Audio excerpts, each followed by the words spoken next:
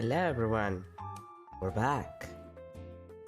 Right, the books person, I forgot about you. I forgot they were here. I forgot we had to deal with this. We're back in Law High School for law. Right, I need to... Okay.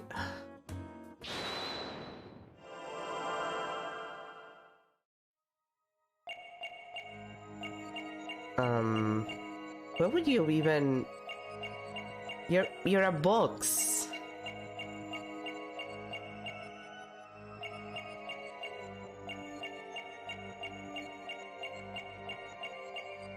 I mean, do your eyes move on the other ones? Yeah. Oh, there you are. This is so silly, though. Gotcha! She's just a box. That's strange. You suddenly tightened your grip when you said, "For Juniper's sake." It's like you subconsciously tensed up because you're a liar. Yeah. What are you talking about? When did I ever lie? Okay, then let me ask you this. Why were you selected as a witness? That's an easy one. I'm the editor-in-chief of the Times Herald. I know everything there is to know around campus, even the darkest of secrets. Editor-in-chief, huh? Pretty impressive. Yeah, well, it's an only one-woman operation. I do it all myself, from reporting to editing to publishing. Still impressed? I'm a perfect storm of journalism because I bring it all to the table. And this is the evidence. Here! Was that necessary? An extra edition of the Times Herald, published to coincide with a mock trial. Thanks? Thanks, Miriam. You reveal who you truly are. Someone who's never had Juniper's best interest in mind. What? Why are you questioning our friendship? Look, you may want answers, but... no can do, because what you're saying conflicts with this piece of evidence. Right, this other piece of the Times Herald. Take that! That's the Times Herald, the paper I published. What about it? Are you really that dense?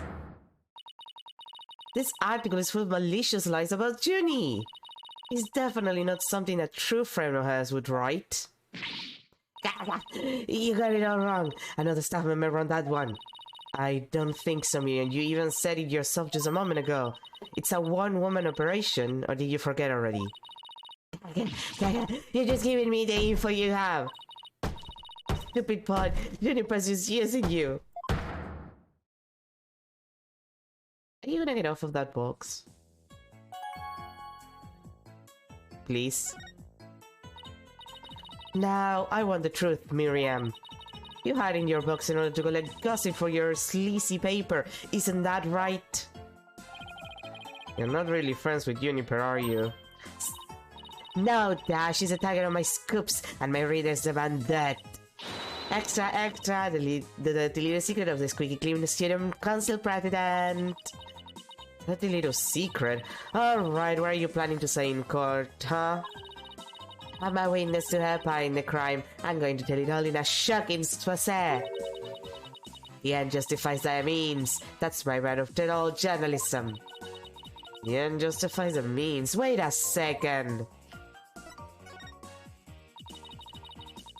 In this dark age of law, many of us embrace Professor Means methods, even future judges.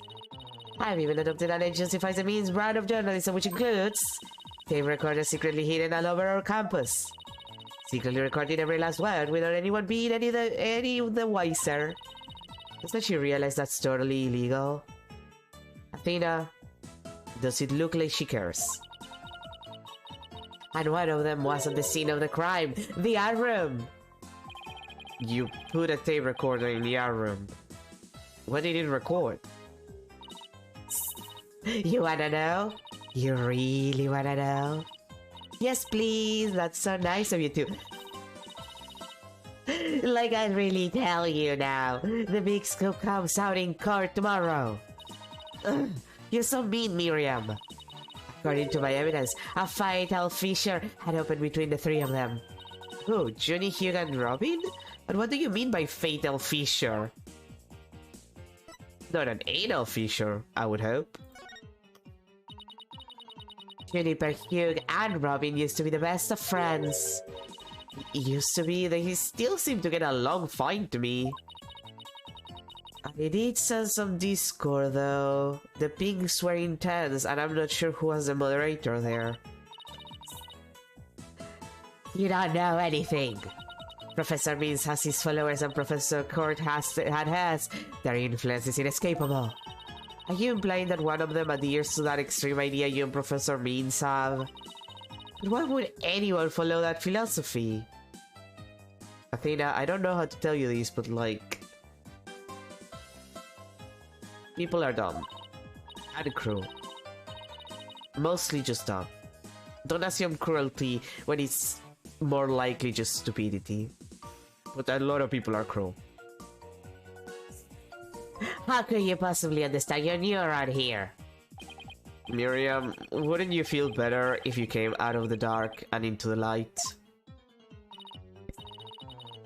I can see fine in here. You'll be the one seeing the light in court tomorrow. Then you realize how guilty Juniper Woods it really is.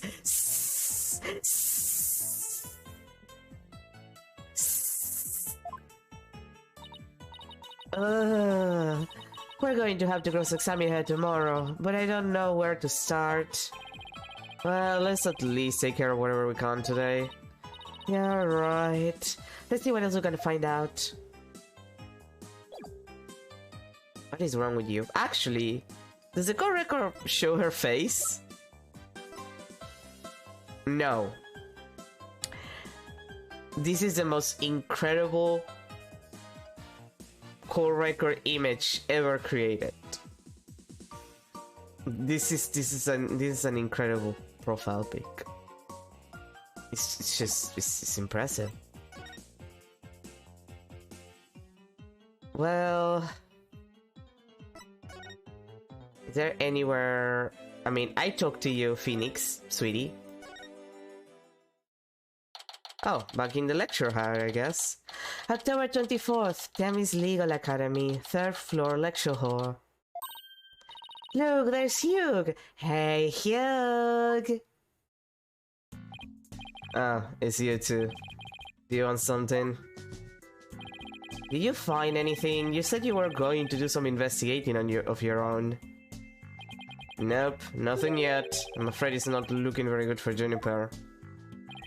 You don't really think Juniper could have done something like this, do you? Only the author and the victim knew the contents of the script. It still kills me that this book is just like, Zen and the Art of Mastering the Bar Exam. It's like, just learn the answers to the bar exam for it.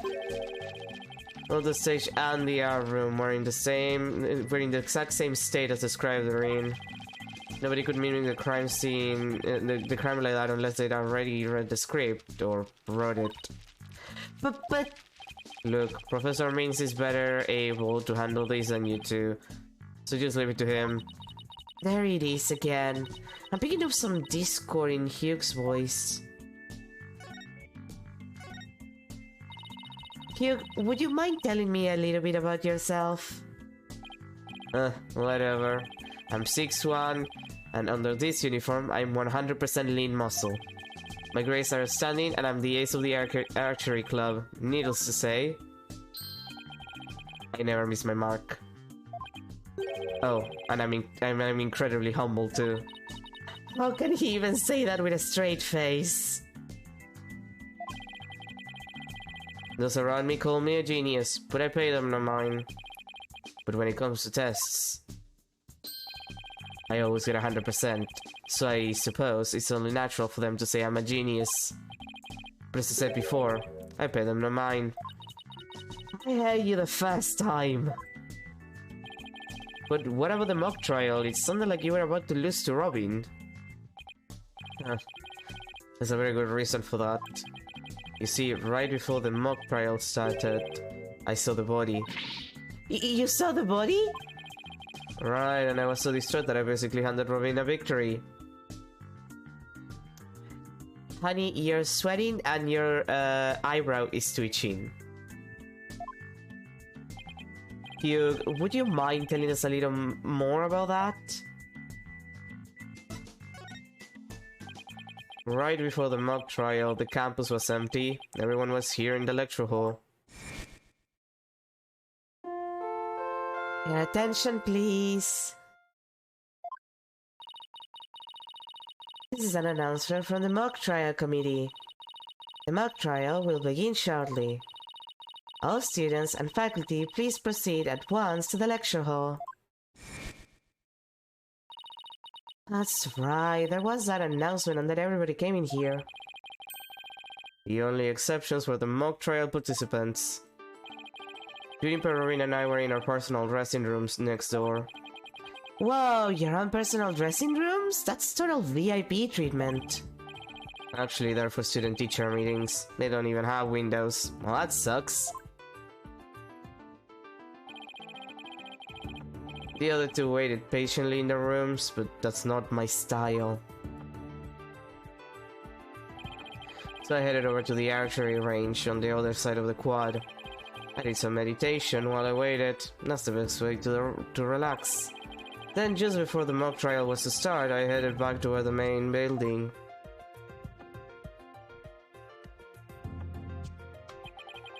As I walked across the quad, I passed in front of the stage. So that's when you saw the body. Wait, you saw the body and didn't do anything? Right, it was quite a shock. As much as I hate to admit it, my legs were shaking. I could have easily beaten Robin if it hadn't been for that. Wait, hold it right there. You went through with the mock trial even though you had just discovered a body, which you should have, you know, called the police about, because it's a fucking corpse that you found. Why didn't you tell anyone? I mean, we're talking about someone getting killed here. I think I know why. Was it because of these? Where you get that? So this article in the Themis Herald is true. The winner of the mock trial will get to make his confession to Junie. Right, but if I reported the body I'd found, the whole thing would be called off. He really wanted to win that bad? Bad enough to ignore a dead body? Sorry, but that's not normal. Could their love for Junie really be that strong? No, Athena, I think this is a completely different issue. Like, I get loving a person enough to ignore the fact that there's a corpse around, but this is a little too much. When you're the first person to find a corpse, like not even phone the police. Thanks for sharing the important piece of information with us. It may prove useful at tomorrow's trial. Good, because that's all I have to say about the matter. Thanks, and don't worry, we'll prove Jennifer's innocence, you'll see. I can't say you to inspire much confidence. Okay, Athena, what's next? Well, I think I've talked to everyone who is somehow linked to the case. Okay, maybe it's about time we wrapped up our investigation. Oh, wait, we haven't met with Junie yet. Yeah, you're right. Let's head over to the detention center. Oh boy.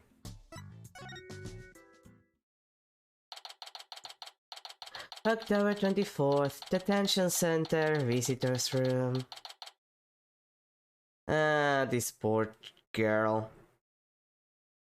She really gets so screwed when you think about it.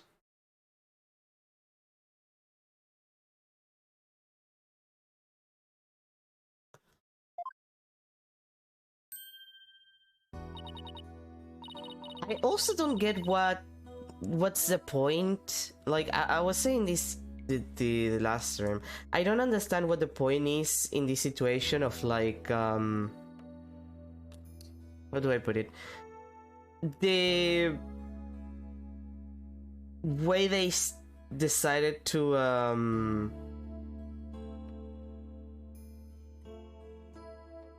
organize the cases? Because clearly this happens before the first case, but happens after the second case. Like, it's a weird temporal jump. Like, I don't know what's going on with that. Like, I'm trying to see what's the point of, like, I'm trying to think that what's the point story-wise to organize the chapters the way that they did, but, like, that might just be a me problem. Tina, thank you so much for coming. Aw, she called me Tina like she used to. Maybe she's finally letting her guard down. Junie, the crime's unfolding exactly like your script. Any idea what's going on here? I wanted to make it fast, so the script was kept secret until the day of the mock trial. And the only people who knew the details were Professor Cord and I. Nothing we haven't heard already so far. However... Yes? What is it, Junie? Well, was this one article in the school paper. You mean this one? It's more like a tabloid piece than a newspaper article, if you ask me. I've been worried that the trial would wreck the friendship between Robin, Hugh, and me. She wants to stay friends, but both of the guys are hoping to take it to the next level. Ah, the passion of high school drama. Wish I could have experienced it. I know I shouldn't have, but I revised the script to favor the prosecution. But Professor Cord noticed it immediately and changed it back. Ah, so if Robin had won, Hugh wouldn't have been able to confess his love to Junie. That would have kept the trio's relationship the same. Never knew Junie could be so devious. Sorry, I guess my personal problems probably won't be of any help in court, huh? You never know. Help often comes from the most unexpected places. Thanks, Juniper.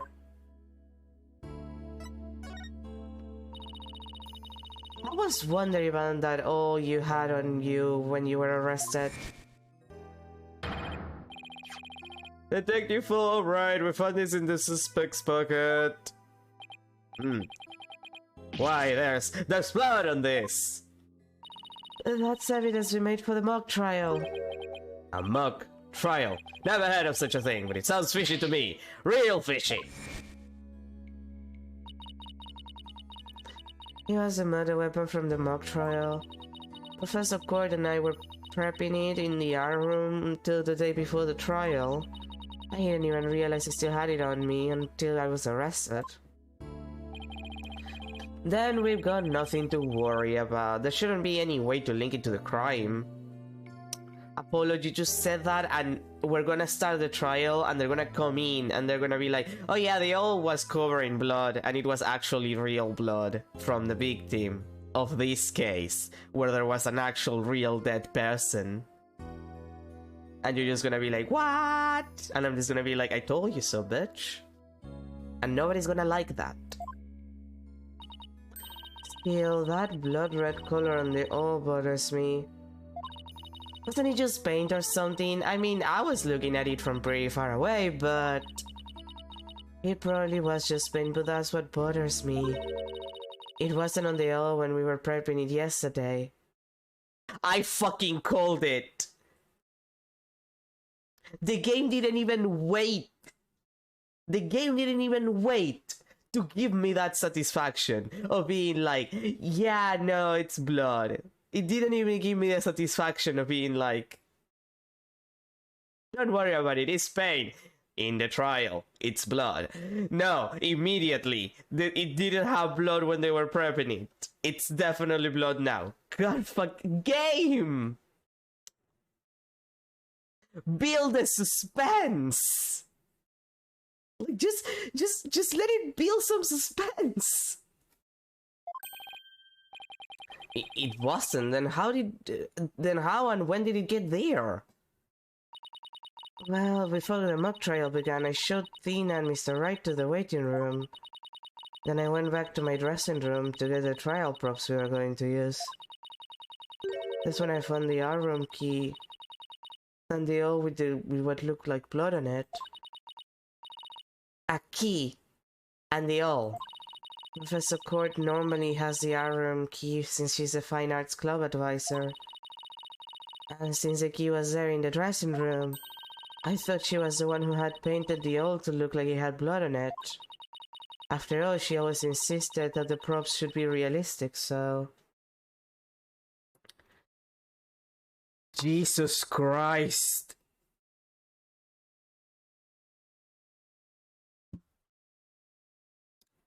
Jesus Christ. The owl suddenly shows up on the day of the trial with what looks like blood on it. I have a really bad feeling about this. Me too, but let's not jump the gun on this. You know, Apollo, it would have been way funnier if the game waited like 5 minutes to actually start the trial and then come at us with the updated autopsy report. I mean, outdated old report.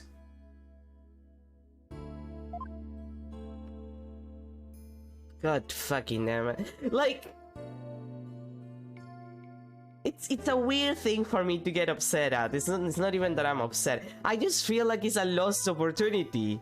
Like, part of the funny shit about Ace Attorney is that it sometimes, like, you know, comes out of left field. And it's like, oh yeah, we got the updated autopsy report. What about it? Your case is fucked. Try again, forehead. And he's like, it doesn't even give you time to be like, oh yeah, no, it's totally like, you can argue, like... If I wanted to argue that that's not the murder weapon because the blood is fake, and then they come back with like a blood sample and it's like, no bitch, the blood is real, it's not paint. Like, that's a complete lost chance for the trial. Like, that is lost opportunity for the writers. This is terrible.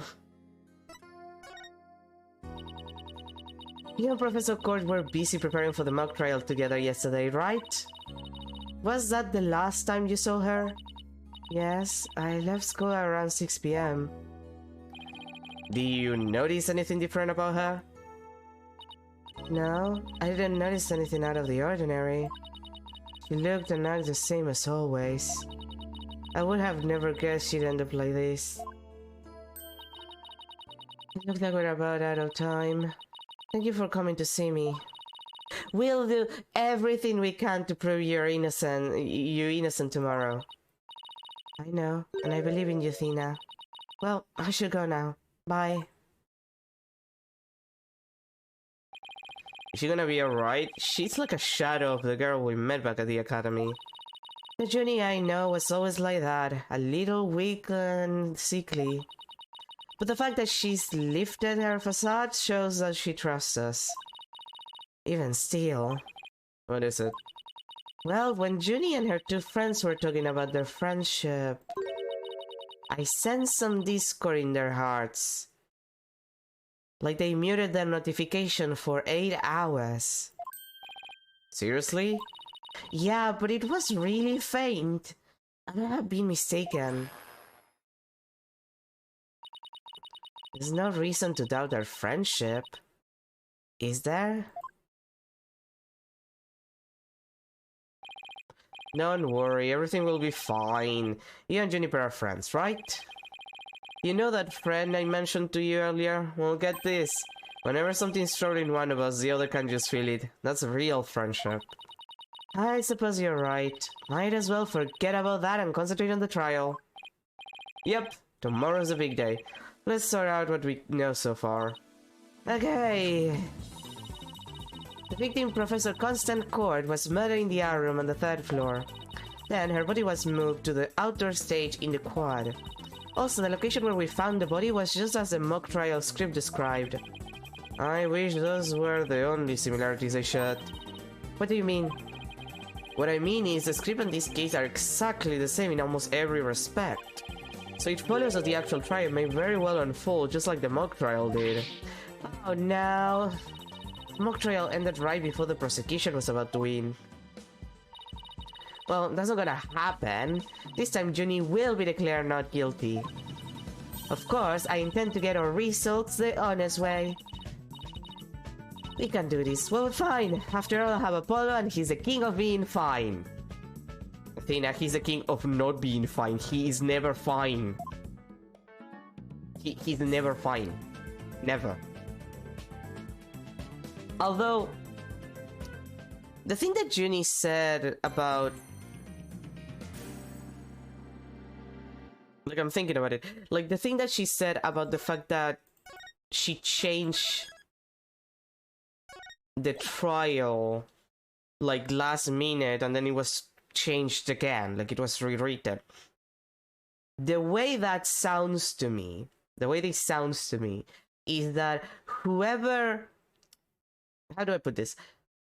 Clearly, if she rewrote the script to favor the prosecution, there has to be a second script. It can't just be the one. The person who committed the crime following the script has to have used one of the two. Chances are they use the one that favored the prosecution. So whatever changes Juniper did, like, we can guide ourselves by that. If the case happens to follow that, then whoever read the other script is the one who's guilty, and that could be anyone. My money is on Professor Means. Like, if you were to ask me who done did it in this one, I would say, yeah, the guy who smiles really weird and looks like a Greek statue, that guy, yeah, he definitely did it. I do not trust like that. He does not look like the kind of man who would purposefully participate in the Ides of March, which is bad because you have to kill Caesar. If you don't kill Caesar, you're a bad person. October 25th, 9:47 a.m. District Court. Defendant Loving number 3. My butterflies have butterflies in their stomach. So, what's it like to have your very own case for the first time? My heart hasn't raced as fast as I ran that full marathon last year. If it gets up, you might get a lawyer's high. You know, like a runner's high. Relax, everyone's fair was the first time. Speaking of the devil, so my fears weren't unfounded. After all, today's prosecutor is so terribly brutal. Unwilling to use any means necessary to win a conviction. That end justifies the means, Constable again. Now that it has come to this, we have no choice but to fight fire with fire. The end justifies the means. Please stop smiling like that. I fucking hate it. I wish he stopped saying that. And smiling like that is very uncomfortable. That's your method, Professor. I'm going to defend Juniper in my own way. But Miss Sykes, just yesterday you told me. As a lawyer, what is it that you treasure beyond all else? That's an easy one, Professor. Seeking justice for my clients. But if this trial proceeds in the same manner and ends in the same way as the mock trial, will you not lose everything you've worked so hard to gain? Yeah, okay, he definitely did it. Yeah, no, yeah, he clearly is, like, why would you know that? Why would you say that? Everybody except Juniper was told that the mock trial was made to not favor any side of the aisle. That was what I was told. Why would you assume that the prosecution is gonna win just by that? Unless you read the mock trial, that was the version where the prosecution got the advantage. Which is, I assume, the one that was used to copy the crime. Jesus Christ, game! Could you be subtle? This is not a good case. Like, I figured it out. If it's not that what happens, I'm gonna eat one of my feet. I probably shouldn't. It's blistered all over, but I'm gonna eat my entire feet. Both of them. That's why I said feet. I probably should have said foot. Eating both of them is kind of complicated. Well, I'll just have to make sure that doesn't happen then, won't I? But aren't you a stubborn one? Well, I suppose you will have to learn of your own inefficacy? Inefficacy? Yeah, inefficacy. Your own inefficacy the hard way. Forgive me, Professor Means, but can we just leave it at that? Before Athena decides to bite you? Oh dear, please forgive me. It's just, I wish to protect Jennifer, my enemies I can. I do too, but... Now if you would excuse me. Thanks to him, I'm feeling even more pressure than before. Don't let it get to you, Athena, and don't forget to keep smiling. I'll be fine. And I haven't forgotten what Mr. Wright said. The worst of times are when lawyers have to force their biggest smiles. The trial is about to begin. I'll show you to the courtroom if you please. Also have your complimentary ball walking. The judge asked that we people walks. I'm sorry about that. Apollo, I'm counting on you to support Athena this time. Okay, Mr. Wright, leave it to me. That's right, I have Apollo to back me up. Tuni's fate rests in my hands. I won't rest until she walks free. And I get proven right about my suspicions on this trial, because again, that has to be what happened. It's a little too on the nose. Like, a little too on the nose, even. October 25th, 10 AM, District Court, courtroom number 4. Court is now in session. Oh, hi, Simon. Again. Court is now in session for the trial of Juniper Woods. Athena Sex Defense Team Leader is ready, Your Honor. That didn't sound very confident. You sure you're okay? I'll be fine. Your boldness. I know, as usual you want me to deliver the opening statement. This case is crystal clear. I see no need to explicate it any further. Now summon the witness. Is there something the matter? Please do share your boldness.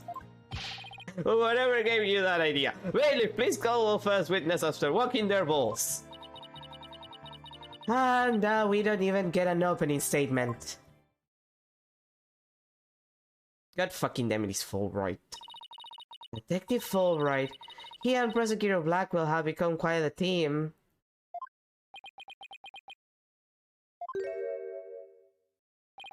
Alright, the case brief, leave it to me. Yes, let the detective in charge, everyone's favorite friend of justice, explain. What was that just now? It's like he and Blackwell are totally in sync.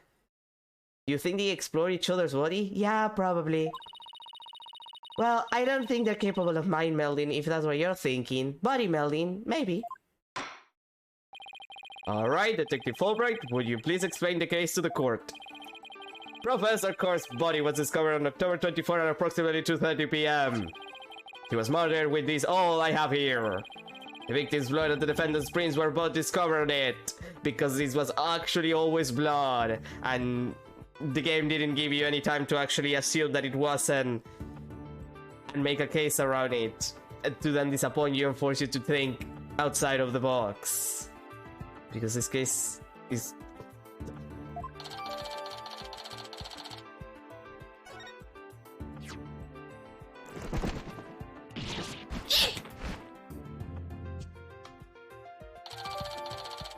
Just have to see report added to the court record. Do you have to send Taka to do that, Simon? Whoa, that bird can deliver evidence too. Blackwell has trained him well. Maybe Blackwell should train him not to mess up people's hair while he's at it. Moving right along, the body was discovered on the outdoor stage, although no blood was found there. However, we detected traces of a massive amount of blood in the third floor art room. In short, the murder took place in the art room. So then, the body had been moved from the art room to the stage. Precisely! And there is one more piece of irrefutable evidence. A recording made by a tape recorder that a school paper reporter hid in the art room. It captured a female voice screaming, "You're a goner!" What was it? You have such a recording? Must be from that tape recorder Miriam mentioned. But why is this the first we've heard of a death threat at the moment of the murder? Shh, silence, please. I would like to play the tape for you now.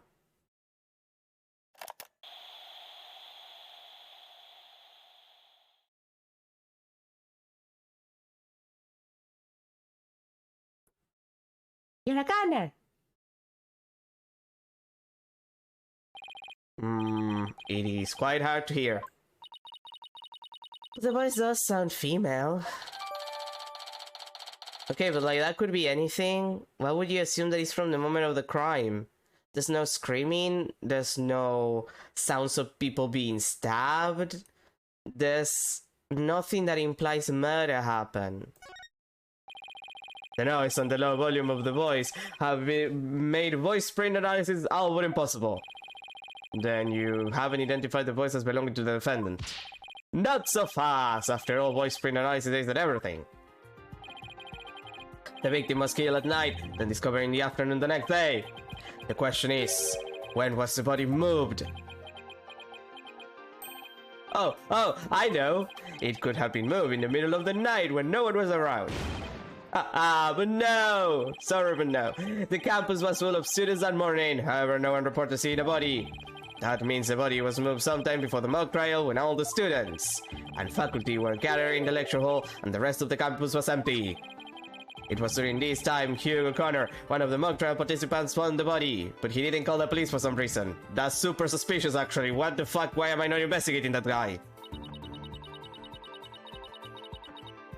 The prosecution heard about Hugh seeing the body. Wait 1 minute. If all of the students and faculty were gathered in the lecture hall, then there wouldn't have been anyone who could have moved the body. Have no fear, for there is always an exception. An exception? The 3 mock trial participants were standing by in individual dressing rooms.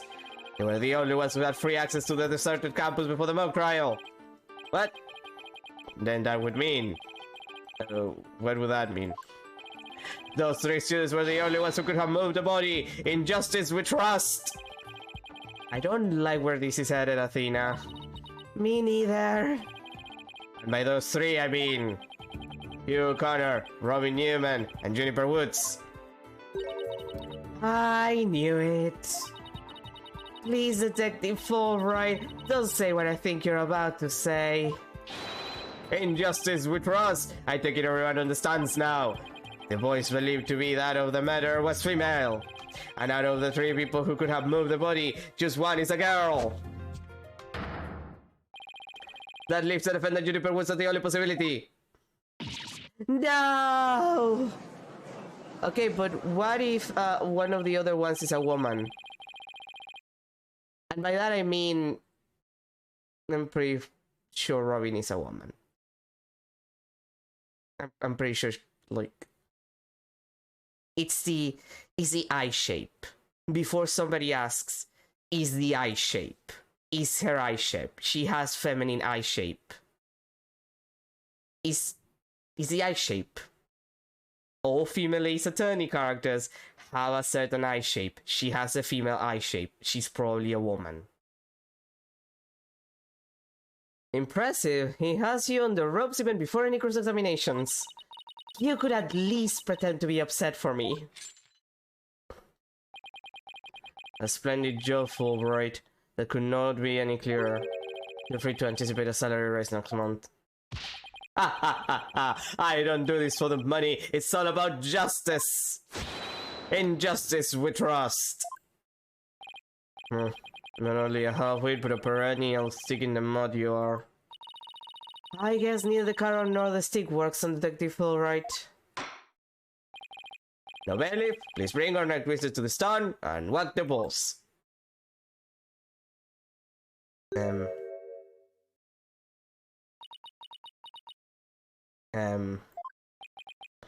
So, our first witness is a cardboard box.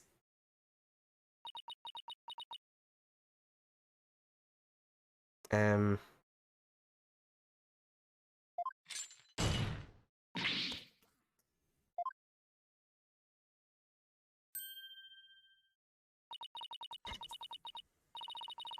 Stealth mode deactivated. Oh my, the box has hands! Smile, Your Honor!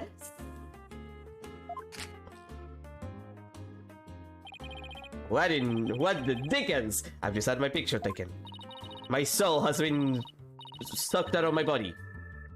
Miriam Scuttlebug, senior at the Legal Academy. I'm a reporter on the judge on the judge cause. Juniper's been a bad girl. I'll tell you all about her crimes. Might I ask whether you could come out of that box? How will I get more scoops if I blow my cover? So the answer is no. After all, covert action is an undercover reporter's bread and butter. The testimony for a faceless witness is highly irregular. A former ninja I met in the clink said that exposing those who work in the shadows is to pass a death sentence upon them. Oh my! I had never thought of it that way. Very well, if we would spare a life, I'll make a special exception this time. Former ninja in prison? Holy Shinto, how can the judge believe this load of crook? Now your testimony, please? Oh, but take care not to reveal your face. The judge is so dumb.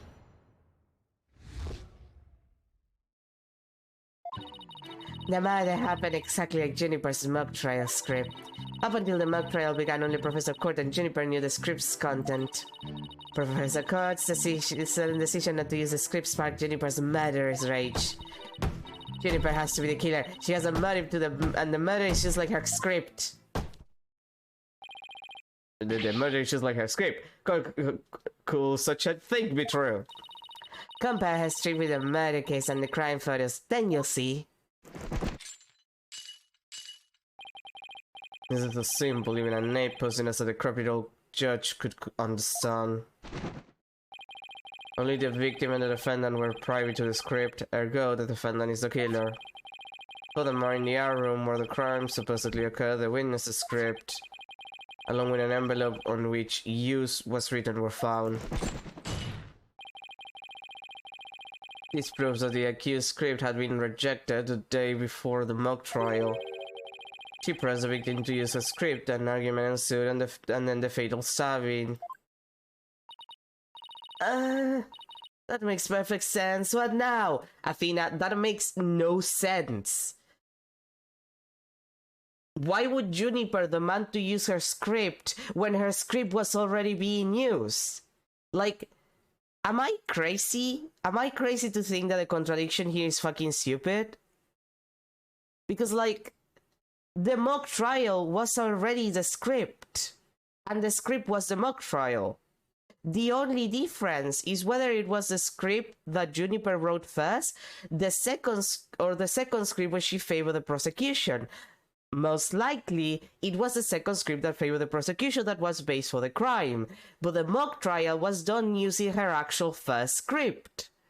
So, the argument of like, oh, she didn't use her script, so she got angry and killed her, like, and killed Professor Court makes no fucking sense because her script was still used. It was just not the script that she rewrote later for the sake of maintaining their friendship. So, yeah, I guess you could argue that that is a thing that she might have been upset about, but not enough to kill someone. There's still a chance that the prosecution will win by itself, just because it's supposed to be an impartial script, where anyone could win.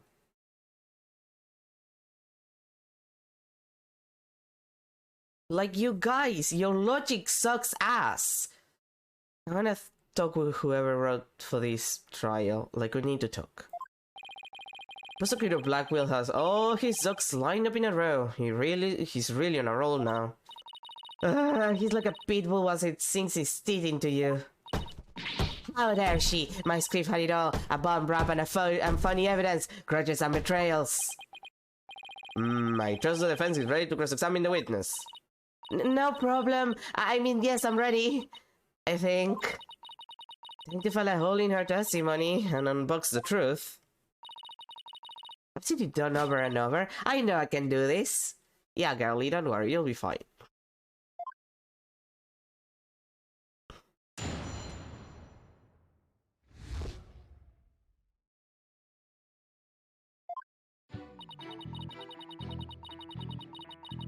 Okay, I need more details on that, probably.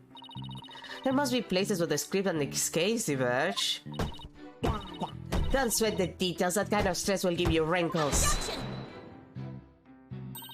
I'm not worried, my skin is as fair as silk. Objection!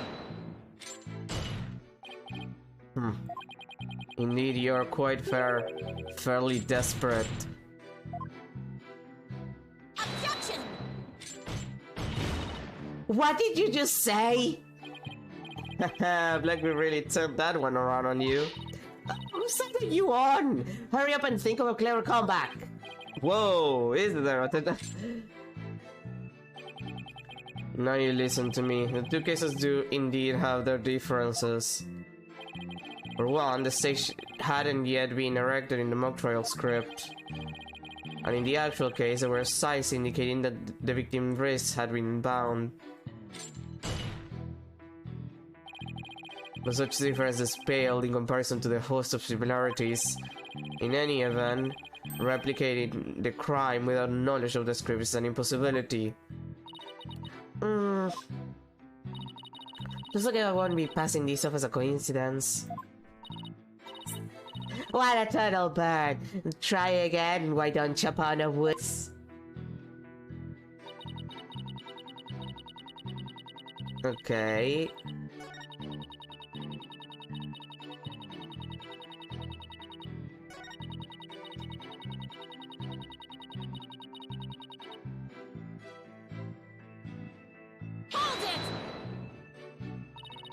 Anyone who saw the mock trial could have recreated the crime.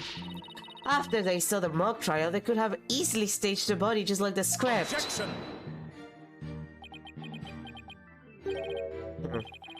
Where is the trial which pits Hulk against Canary? Objection! What did you just say? If he's so weary, he should try being less. I bet that saves some energy. This is no time for jokes, Apollo. He just called me a canary. Don't let him get to you. At least canaries pick up on things quickly, just like you. Also, no offense, Athena, but what? You are very jello. Oh, fuck you. I shan't repeat myself, so listen carefully, Sykes-Turner. Hugh Connor discovered the body before the mock trial even began. How could one stage the body as it is in the script before anyone knows its contents? That's right. Do you even fathom the intricacies that go into staging a crime scene? No, I think not. You have the rudimentary mind of an elementary school child. Elementary school? The part is testimony trials of Tiny Athena Sykes for loop. The perfect caption. Oh, marvelous! A photo in the newspaper is just the thing to boost your bra. In a school paper? Seriously? I believe you pressed the witness more than enough, Miss Sykes. Now that you see how clear-cut my case is, take it now, and in that fair, desperate bite of yours. Etch it deep so you may never forget. No! No! Even my arguments get thrown back in my face. It wasn't supposed to be like this. What am I going to do? Athena, you should just about have all the answers you've been looking for now. Huh? Think about it this way. If the killer knew the details of the mock trial, would they really commit the crime in the exact same way? I don't follow. Try to place yourself in the killer's shoes. I bet you'll discover an inconsistency if you do. Ah, I get it. Thanks, Apollo.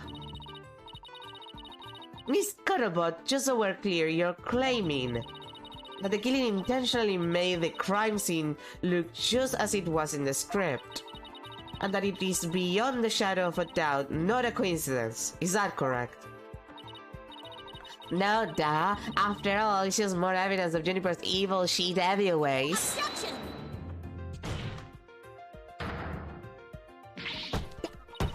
What did I say? What did I say? Our client made the crime scene look just like the script, something only known only to her. That would be not just foolhardy, but completely irrational. What do you mean? Yes, Miss Ike, please tell this court what you mean by irrational. It wouldn't make any sense for Jenny to mimic her own script on purpose because it would make her the culprit. Duh. The murder scene was the same as it was in the mock trial script. That, in and of itself, is irrational. What's wrong with them being the same? Yes, Miss, I care to explain what you mean. Boy. Okay, let's say for argument's sake that Miss Woods is the killer. If so, then what reason would she have to intentionally make the actual murder mimic her own script? That's easy. She was admitting that she was the... That's right. If she had really done that, it would have been like proclaiming to the world that she was the killer. So what we actually have here is evidence of someone trying to frame our client.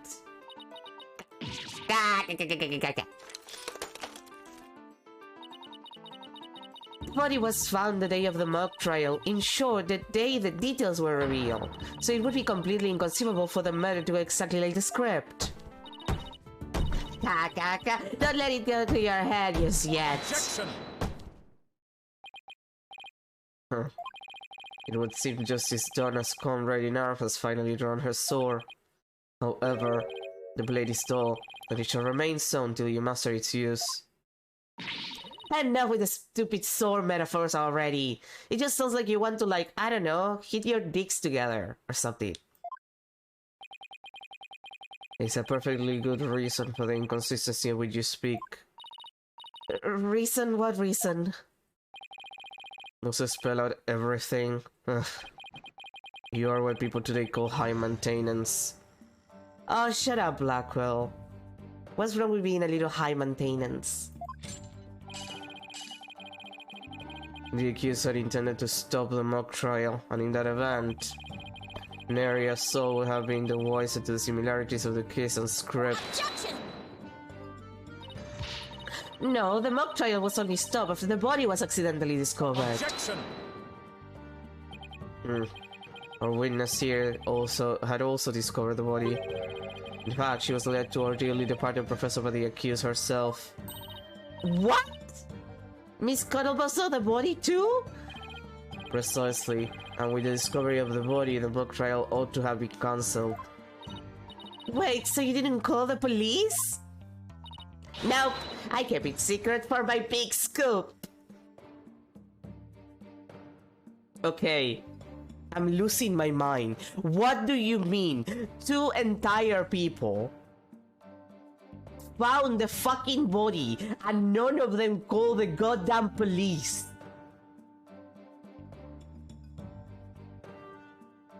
This is the case of all people being stupid. Like, how? Because in other cases, in other attorney cases, it's a lot of like, oh, well, we were the first one to find the body, or like, it was the criminal who found the body and then took time to actually, like, call the police, like... Usually there's something, usually there's an excuse. Here, it's literally like two different people who have no real reasons to not call the police, not calling the police. Which is a crime. Also, like, it's not a crime everywhere, but in some places, if you see a crime and you don't call the police, that's considered a crime. Like, if you find a corpse and you don't call the police and it's like, hey, there's a corpse, yeah, that can get you in trouble if you admit that. Doubly so if you're doing so in court. So, like, what you're telling me is that we have two people who have bullshit reasons, because at best they're bullshit reasons, to not call the police. Neither of them called the police. It had to wait until Athena and, like, Phoenix found the body to call the police.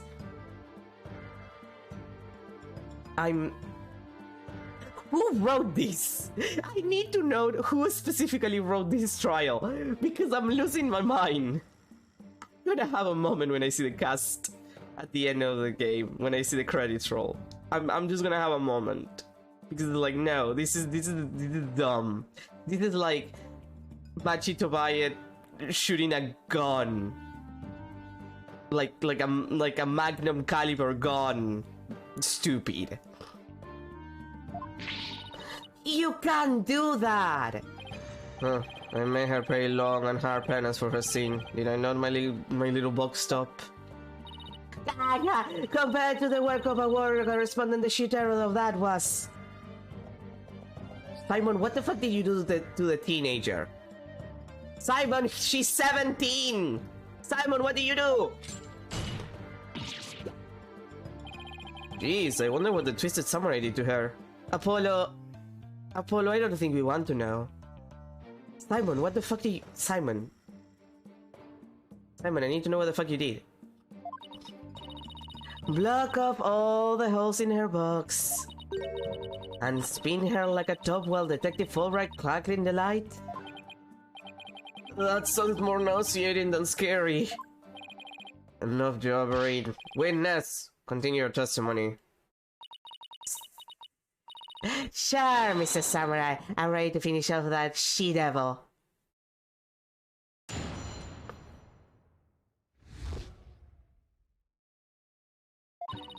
I snuck into Jennifer's dressing room while everyone was in the lecture hall. Jennifer had changed into her stage costume. I asked her, "What are you doing?" When suddenly she fled into the hallway, as if she wanted me to follow her. I followed her all the way to Professor Court's body. She led me right to it.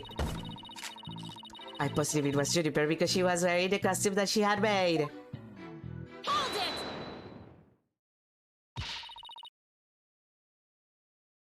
Why did you withhold such key testimony? I can't wait for you to find about the thing that pissed me off in this game. See, the thing is, this is a case of case inconsistency. The game has case inconsistency. It happens, like, Justice for All had case inconsistency, where, like, the circus case is a pain in the ass.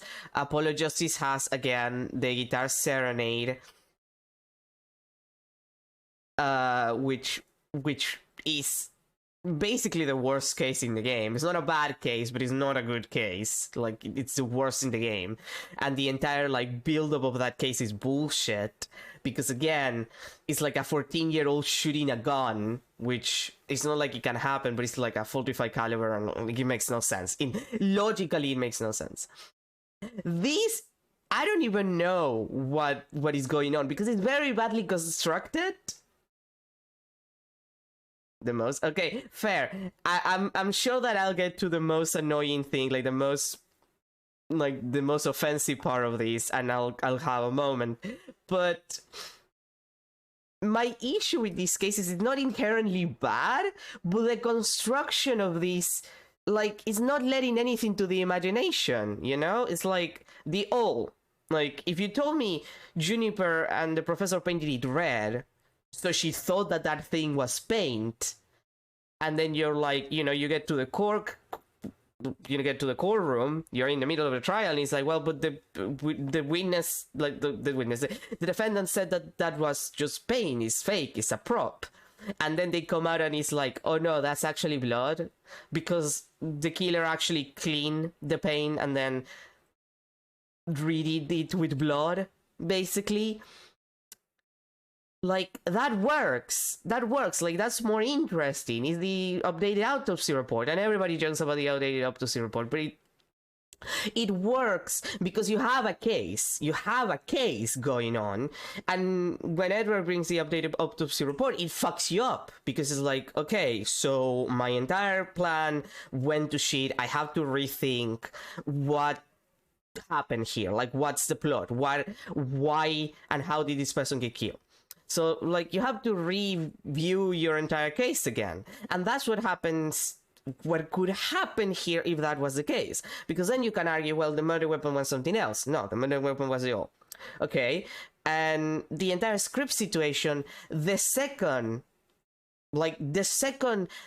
we know that there's a second script, you have an entire case, like, form. Because clearly, the killer used the second script rather than the first. So the question is, which one was the first or the second? Like, which one was the script that was used at the end? And that can be seen depending on who gets or doesn't get the advantage. And again, it's definitely Professor Means. Like, the way he talks about the entire thing makes it very clear that it's him. They don't even give him the benefit of the doubt. And with some cases you don't, clearly. Like, the first case of any Ace Attorney game, you don't get the benefit of the doubt. You don't see who the killer is, because that's the joke. Like, it's making you... It's easy because it's a tutorial. But compare it with, like, for example, the last case of the first game. Like, you don't know who shot until, like, halfway through the plot. And then you realize that that expands to a bunch of other stuff that you didn't know shit about. But you didn't know who it was. Like, the game sells you that it's Edward at the very beginning because, well, you have to defend Edward. And you know, knowing Edward from the other cases, that he probably didn't do it because it's fucking Edward. So you're forced into a position where, like, you actually have to, you know, see the clues and follow them and actually try to figure out who did it and then how to prove it. And here the game is basically just giving you information outright. It's just telling you who did it. Like, the game didn't show me who did the murder directly, but it's basically telling me who did it with the way that the characters are speaking and with the way they're presented. Like, I know it's Professor Means. I already know. Like, the game puts too much attention to his words for me not to realize that he's the person who did it. I don't fucking know why he fucking did it, but he's definitely the one. It's like Robin being a girl. I'm 100% sure that she's a girl. Because the game makes it very poignant that it's like, oh, well, the only female on this three group or like in this trouble of friends is definitely like Juniper, and it's like, clearly there's a woman. Robin has the female shape of eyes that most female characters in Ace Attorney have. She's clearly the one. Immediately, I don't even need to guess, because it's definitely gonna be Hugh.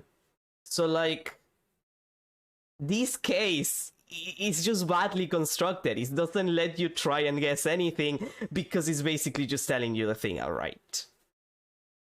They could have just not given the little lashes to Robin, for the record. I feel like if they had not given her the lashes, I wouldn't have noticed.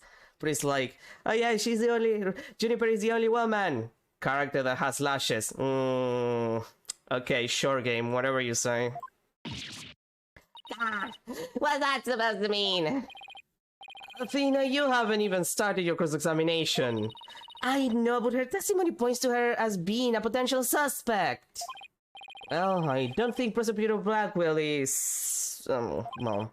No, wait, I bet he's already thought of that. The witness left the lecture hall to sneak into Miss Wood's room before the mock trial. That means she, too, could have moved the victim's body. Ah! The prosecution's claim no longer has any ground to stand on.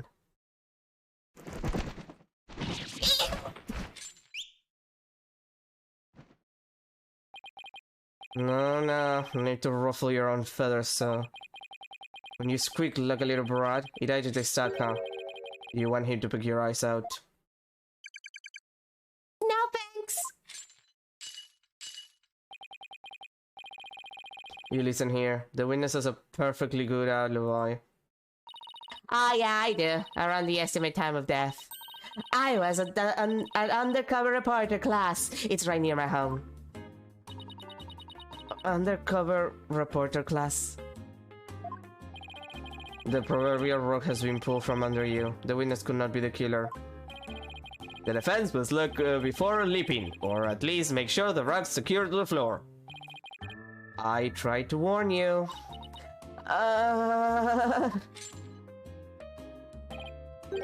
Well, there ends the cross-examination. Let's allow the witness to step down. No, wait a minute! The defense has no right to cross-examine the witness after that little spectacle. For whatever a man is sowing, this he will also reap. Why can't he say you reap what you sow? Very well. If the cross-examination is over, I suppose the witness may go home. Perhaps spend some time in her lovely box and recover from today's stressful events. Don't you worry about me, Your Honor. There's no rest for the wicked, or journalists either. My third eye's always eyeing a scoop. He's always eyeing a scoop. Well, back into the trenches. Bye-bye! Bye, books. Hold it! Oh, thanks, Apollo. Not so fast, Miss Scuttlebutt. Apollo? There's just one thing I'd like to ask. Did you take a picture of the victim's body? And if not, why not? That is, no, I didn't take that. Well, that's strange. Why wouldn't you take a picture if you're always eyeing for a scoop? Did you or didn't you really see the victim's body? It's not like I actually saw it, but... What the devil?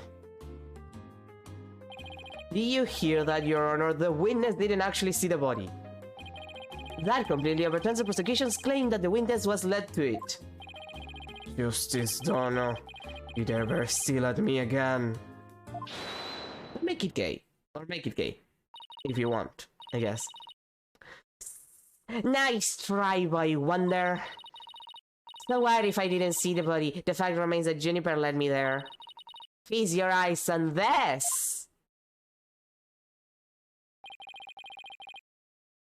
What exactly am I looking at? It's a crucial moment forever frosted in time by my third eye. A photo clearly showing Juniper Woods. No. No, it does not. In fact, her skin, if that is a hair, is gray as shit. So yeah, that is Professor Means. Game, you're not making it. You're not making this case interesting. I'm sorry. I'm sorry, game. You're not trying hard enough.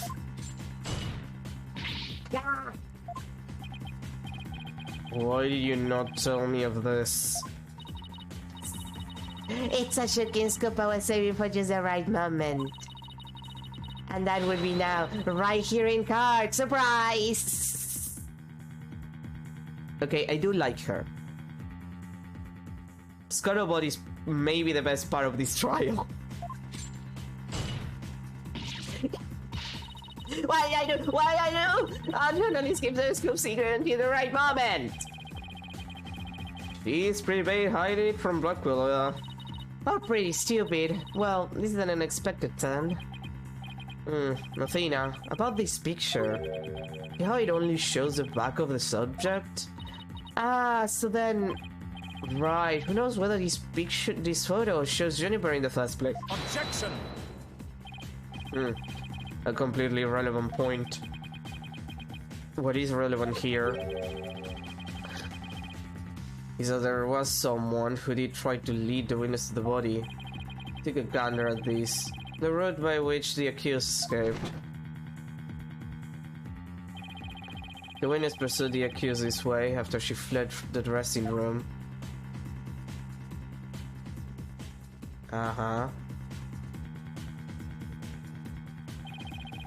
The accused ascended to the first floor and exited the quad. Then what, Carton Cretin? Carton Cretin, that's a good one. Then I tripped and fell, cut my knee on my own box. She stayed under her box even while running after someone? Sounds difficult. Solid Snake she is not. Recall that the body was already there, for Hugo Connor had already seen it.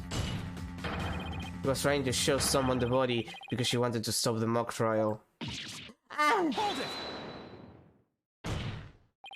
But if the facts have changed, that's all the more reason to cross-examine the witness. The defense has a point there. Very well, you may proceed with your cross-examination. It seems Justice Donna has saved your pretty little hide, Missy. For now, at least. Ooh, guess they pulled that off somehow. Thanks, Apollo. You're a lifesaver. Did he just say that I have a pretty little hide? Yeah, why do you care? No reason. Incidentally, my compliments to the witness for her very fine box. It's Primo Cardboard, lovingly selected from among many. Another liar hide another fact from me. And I shall put it to the torch. Waste anything but that. I think it would be more eco-friendly to recycle. But that's just me.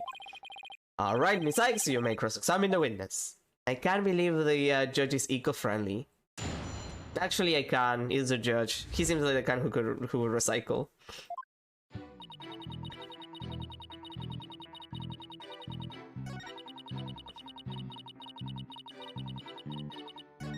Uh-huh.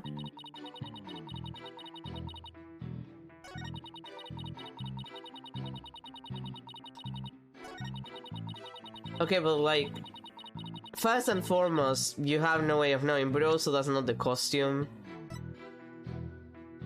Like, the costume is clearly supposed to be Lamior's. Like, it's clearly Lamior's from like this the Turnabout Serenade thing. Objection! Miss Cutterbout's sole basis for identifying her client as the figure in this photo is the fact that it shows someone in Miss Wood's stage costume. Well, it is Juniper's costume, so that must be Juniper in it. It's clear cut. No, that's where you're completely mistaken. What? This is a design drawing of our client's stage costume? Oh my, what a wonderful creation. The constellations are extraordinary. I'm glad you noticed, because those stars are precisely what's important here. In the drawing, there are constellations all over the outside of the costume. But there's not a single star on the costume in this photo. Oh, that means, what exactly? Your Honor, there were no other blue costumes at the scene, which leads me to believe that the figure in the photo was wearing our client's costume inside out. But why would Miss Woods make a mistake like that? Well, it's not really a matter of why, but rather who made the mistake of putting it on inside out. Oh, wait, you're not suggesting. That's right, I'm glad you're catching on. The costume designers wouldn't put her own costume on inside out. Yeah.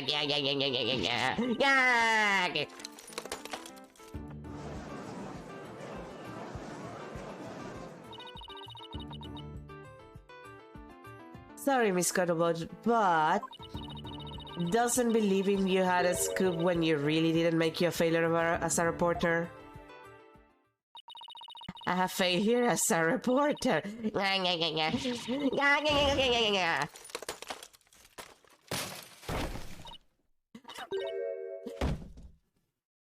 Oh, she's cute! Why, hello, Miss Cutterbot. So nice to see the woman beneath the box. You didn't see nothing. Did it get updated with her actual face? God damn it, I wish she got updated with her actual face. Objection! Now I would have you stop there, Sextono. But it is the why of the matter upon which I would have this court focus. What do you mean? This Juniper Woods. Yes. What were you doing on the morning of the mock trial? I was in my dressing room, painting my costume in fluorescent paint. Fluorescent paint? My design drawing shows twinkling star on the costume. I was going to make the costume shimmer like that by painting the inside fluorescent. What was that again? Fluoride? Did your costume have cavities? Not fluoride, fluorescent, as in glowing. The pen would make it glow in the dark. Yes, so you apply that to the inside of the costume. And then? I let it dry for a while because I heard it takes a long time. So I put the costume on my mannequin inside out. Inside out? So then... This is a photograph of the inside out costume taken in the dark. As you can see, there is a heavy layer of paint over the entire inside surface. Blackwell, are we not gonna mention the hand shape prints? Like someone grabbed the thing to put it on? Blackwell. Blackwell, please. Edward would be more careful when trying to screw with me. Clavier would be funnier when trying to screw with me. Like, you're not...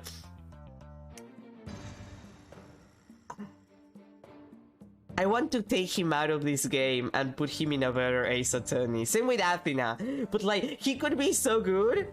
And he's given a case that is like fucking bullshit and I hate it. If someone were to properly don this costume in this state, the white paint would get all over the body.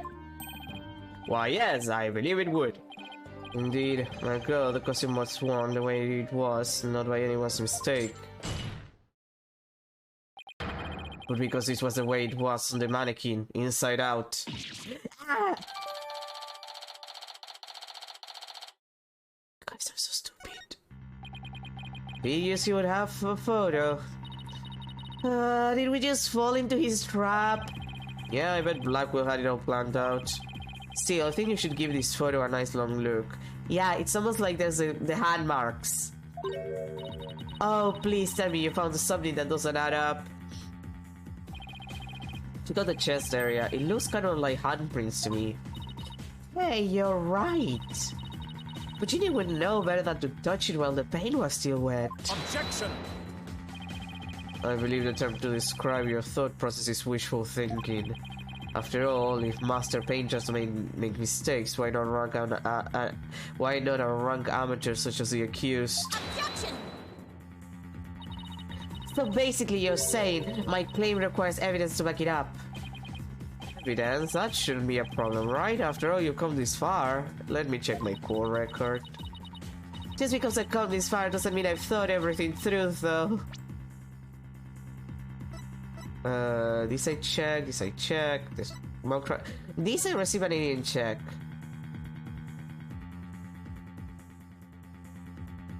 Robin, what the fuck?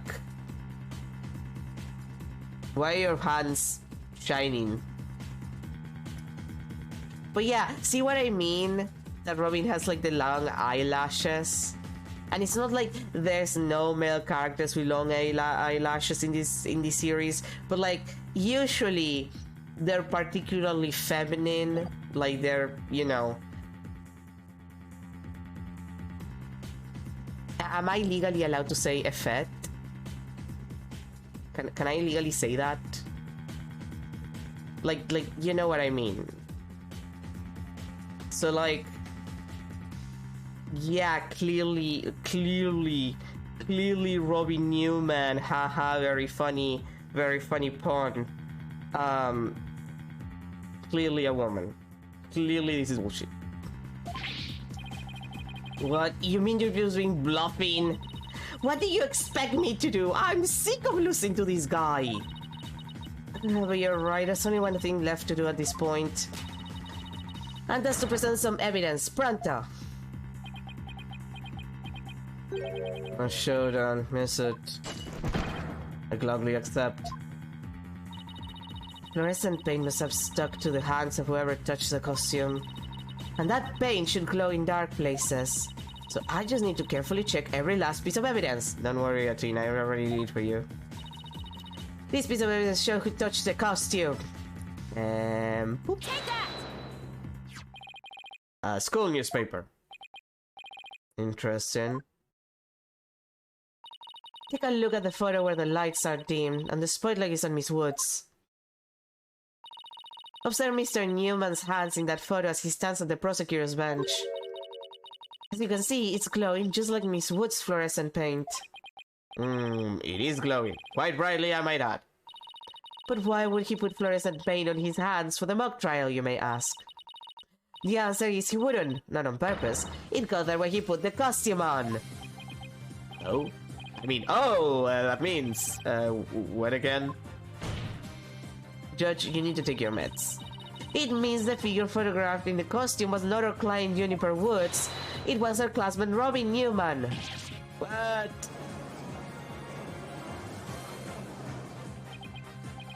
To think you were actually able to prove that. Well, you never know what's going to happen next. That's the thrill of the courtroom. So then... Does that mean that Robin is our man? Well, that's certainly how it looks. Very well. Robin Newman it is. He's here in the gallery at Trust. Show yourself. I challenge you to a duel. Are we playing Yu-Gi-Oh? Are we doing Yu-Gi-Oh or are we doing Magic the Gathering? Or what kind of duel?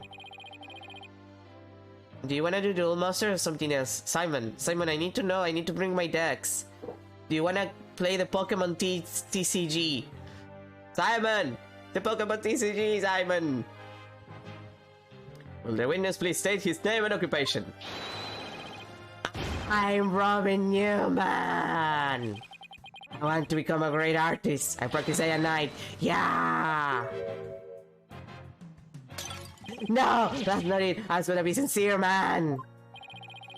So, for occupation, should we put down, budding a artist? No! That means Legal Academy, Senior, Prosecutor course! This brace is proof of my masculinity. I've been training to be a prosecutor for 18 years. I assume you will be cleaning up the pottery you smashed before you leave today. Amen!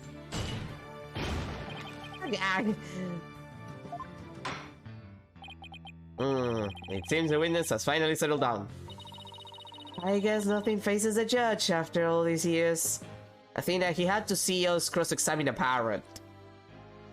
At this point, the judge ignores most of the bullshit. You may proceed with your testimony, Mr. Newman. Specifically, the court wishes to hear why you had fluorescent paint on your hand. Do you have to be posed like that? Like, do you have to be standing like that? It feels very uncomfortable. I went to see Juniper in her dressing room, but she wasn't there. When I walked by that frilly costume, I was like, whoa! The mannequin it was on, it was about to fall on me. I got that paint on when I caught it. But I never put it on. That's just stupid. Hold it! Your Honor, I recommend a short therapy session for the witness. And maybe some medication? Like Xanax? Would it be okay if I ring up some Xanax? Well, Mr. Newman does seem particularly agitated, but... No! Not again. What's his problem? I sensed in the moment Robin took the stand that discord in his heart. His very feminine heart. Apollo, I think he's a woman. Athena, you're not supposed to trans-investigate people. So you think he might be hiding something? Probably. You ready, Mr. Newman? Let's see what the mood matrix can do for you.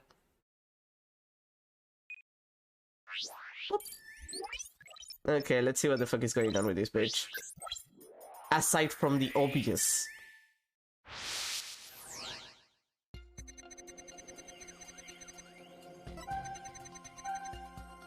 Uh-huh.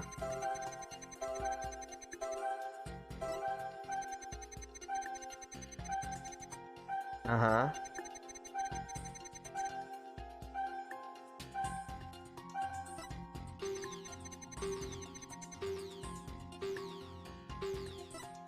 I mean, the text statement is the one. Okay. Happiness, I guess? Like, why would you... It feels kind of weird. When you mentioned the stage costume, I sense a sudden powerful feeling of joy. Would you care to explain, Mr. Newman? Wait, what? Why would a frilly scarf thing and a long skirt make me feel like that? Yeah, like, hi game. Your entire character who's clearly a woman is actually a woman thing does not work because you're a little too obvious about it. Thanks. All the love in my heart, me, a writer. Not a professional one, but maybe one day. I don't know, but you seem awfully interested in that costume for some reason. You didn't happen to put it on, did you? Like I'm into that kind of thing. I'm a dude. And I'm into races. You don't think Robin's actually got a thing for Juniper's outfit, do you? Apollo, you were the one who just said that we shouldn't trust and investigate people. Oh god, you're right. Oh, come on, isn't it obvious? You're enjoying this a bit too much, Athena. I remind you that I just said not to transvestigate people. No way, man! The mannequin kept falling toward me, so I still got my hands to stop it, and I'm sorry! That's a new piece of information. Time to run an update.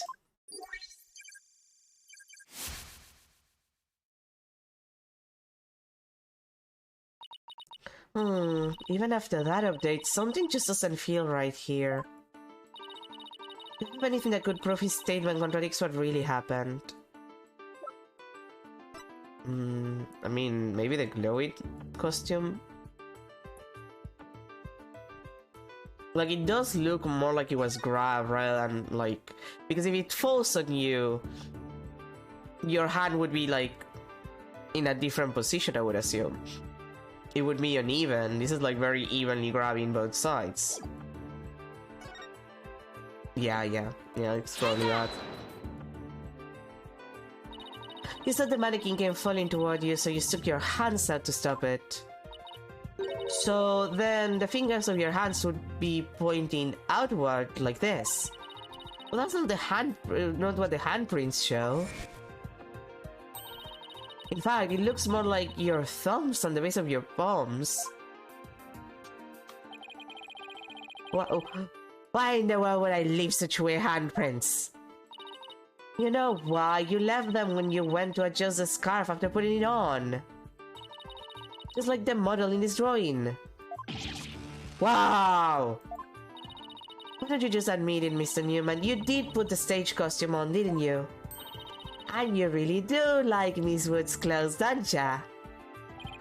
Fine, I admit to putting the costume on. What? I don't like girly clothes, man. Yes, new information to plug in. Time for another update.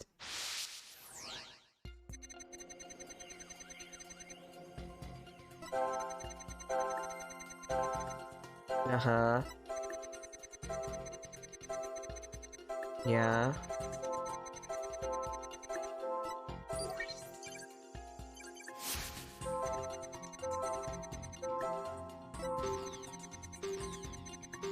Yes, I put on girly clothes, but strictly for artistic purposes. On, please. Okay, definitely the sadness here is weird.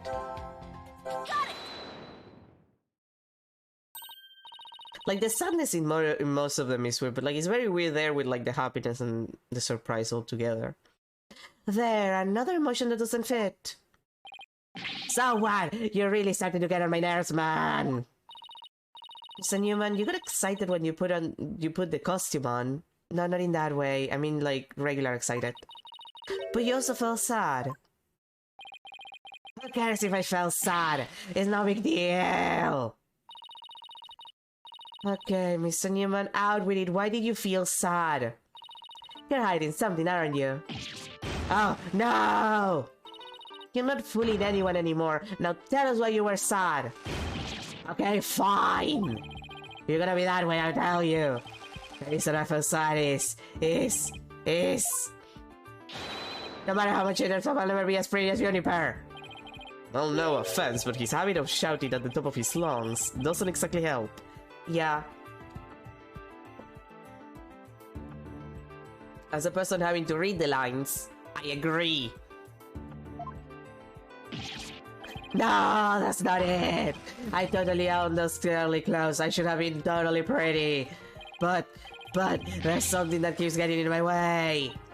Whoa, that's a whole lot of anger and raw emotion right there.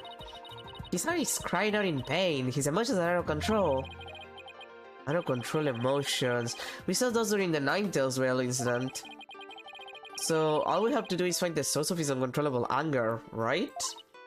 Right, help me look for a conflict between his statements and the images we see. Oh boy. If we can find that, we can wrestle him away from whatever's tormenting him. Mr. Newman said there's something getting in the way of him being pretty. Something that doesn't go with girly clothes, but what could it be? Fine, I'll testify, man! 5%? Dude! Oh.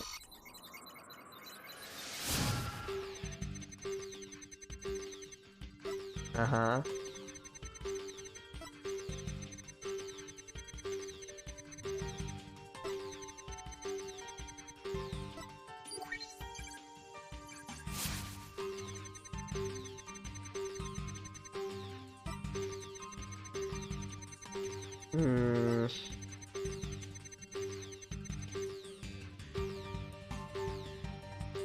Wait, is it the, is it the brace? I mean, that would make sense, because that kind of... Like, the brace in that place would more or less serve like a binder. Like a very effective binder, like that's the kind of thing that... It would be like binding yourself with like medical tape.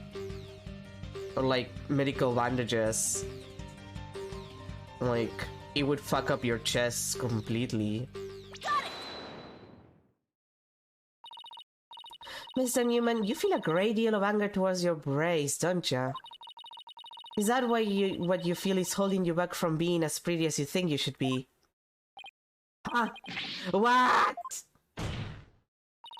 Mr. Newman, the truth is, you really want to take that brace off, don't you? No way, man. It's the symbol of masculinity. I could never take it off. Is it that you can't take it off, or that you don't want to take it off? Ah, man! I should have kept my being about shot! This is really weird. He exhibits intense anger towards his brace, which he calls a symbol of masculinity. But he can't take it off, not even when he's trying to look pretty. What could be at the root of this complicated relationship with his brace? I have a feeling we're on the verge of uncovering an earth-shattering secret. Athena... The eyelashes. That's a woman.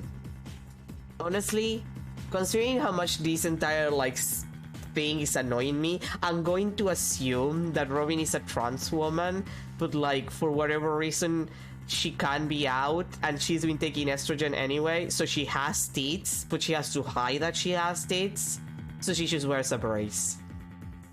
That's just gonna be my entire headcanon now. You cannot stop me. It makes more sense that this entire bullshit will be going through. In my mind, that makes more sense. Athena, you okay? It seems Robin is still hiding a secret. A big one. Bigger than the fact that he's secretly jealous of Juniper's looks? Yes, at least I think so. No, it can't be. It's just sort of something, but it's totally insane. Also, for the record, I found out a Let's Player / streamer Like, she came out as trans not so long ago, and she was on HRT for 2 years without telling anyone, while still streaming and nobody noticing. So you can in fact be on HRT for years and no one has to notice, if you're really good at it. I guess it helps if you're trans femme, because like the changes in your voice are much less noticeable if you're a trans male, in my experience. Some changes are more abrupt than others also, but like that's hilarious. 2 whole years on HRT and no one realized without them actually going around and just telling people. But yeah, no, that makes my headcanon make perfect sense. So that is a much more interesting development than this entire bullshit that we've been doing for the last 10 minutes. Mr. Newman. What? I'm onto your little secret, and if I'm correct, it's not very little. It's huge! Sounds completely insane, but it's the only possibility left. You want to be pretty like a girl. Well, clearly, but that's because she's a girl. Mr. Newman, or should I say, Miss Newman? You are and always have been a girl. Have you lost the plot, Athena? No, Apollo, you've lost the plot at last. You're the one who said not to transvestigate people. Twice. No, I'm completely serious. I don't have any direct evidence. But that's what Robin's heart is shouting out loud and clear. Hold it! I still think you've totally lost it. I mean, Robin reeks of testosterone. How could he possibly be a she?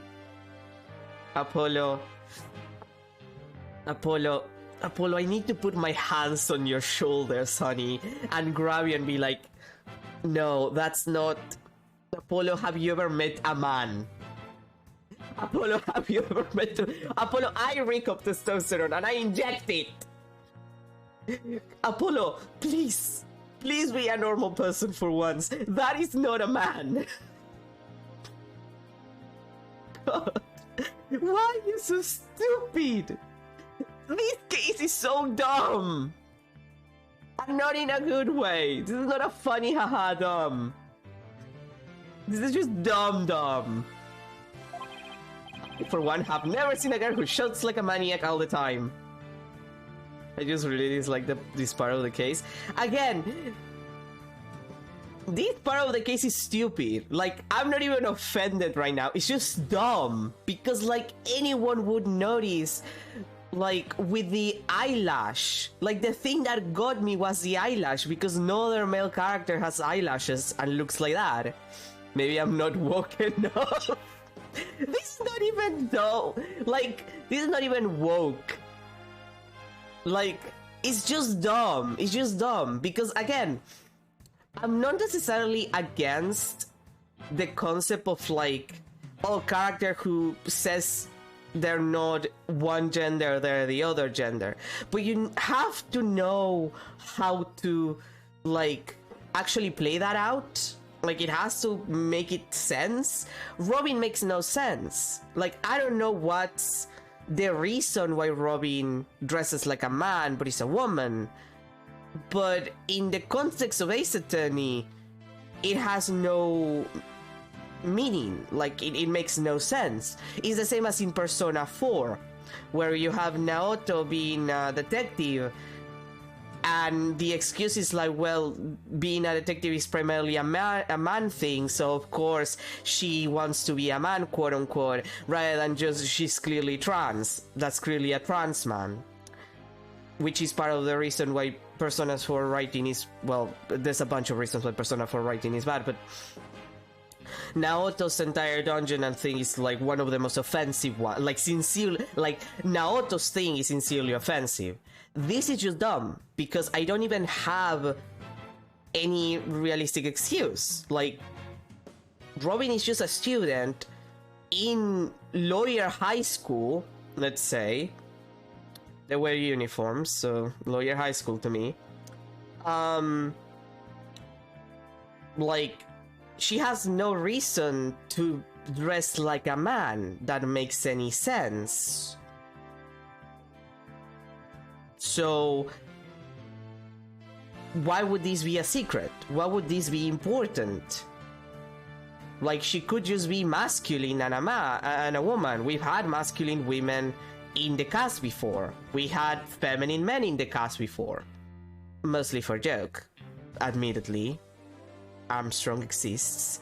But I find it very weird that that's where they're going with this.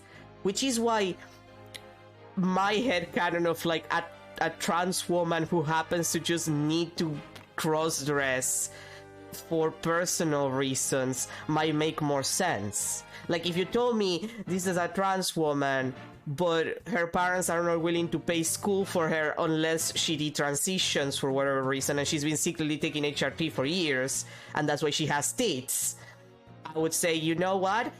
That's an interesting plot thread. Like, that would make it, in fact, very reasonable that she would want to hide the fact that she's a woman. Because she has complications if she doesn't do that. This entire thing is just dumb. And Apollo not even noticing is super fucking dumb. Because, like, what the fuck are you talking about, Apollo? You're the one who know... Like, the thing with Apollo is that he's the one who noticed, like, you know, body language. How does he not notice? How would he not notice that this entire thing would make Robin have like a twitch or something? Apollo would know. He would notice this shit. God, you're so stupid. Oh. Everybody's so stupid. I've seen plenty of witnesses in my day. But if he's a she, then she's the most convincing actress I have ever encountered. Therefore, let me pronounce my verdict. Robin Newman is without question a man.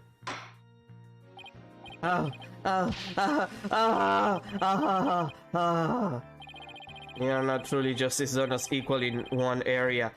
You are just as equally insane. Never in the history of this planet has there been a finer specimen of the masculine spirit. How are you all so stupid?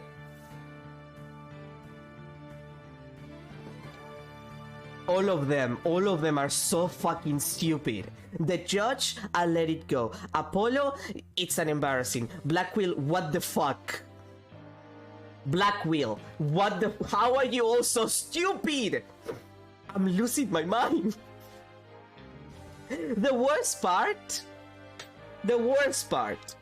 is that here's the deal. Robin has to be a woman. Maybe he wants to be a pretty girl too. I mean, that's fair. But also, HRT might have saved her. Here's the deal though. And he's the biggest, like, let's say, plot hole in this entire thing. Robin is a person, which means that she has to be in, like, a list of people who happen to live in the country. She might even have an ID. I don't know if Japanifornia gives, like, everyone's IDs. But, like, she has to have, like, identification of some kind. The identification is going to put female because that's on her birth certificate. Unless you change it, which is very unlikely. So, the second that they get any identification on this woman to make sure that it's the right person on the stand, it has to say that it's a woman. God, you're so stupid. Why are you so stupid? All of you. Robin, please stop this shit.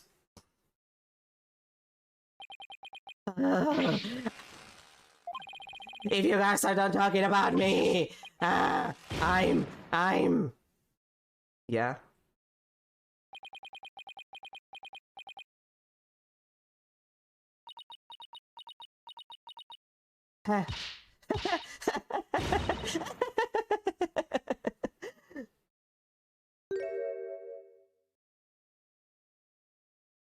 Oh hey, she even changed her posture.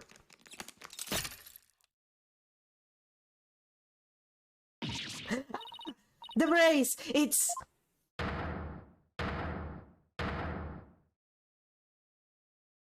Tits. Miss Sykes. No, allow me to call you Athena. I wanted to keep this a secret at all costs, but no! No way! Surely this must be some kind of jest. Nope, it's for real. I'm a girl, body and soul. If you don't believe me, I'll give you a P.E.E. Safe. What an amazing transformation. Well, all the Discord is gone. The image is now complete.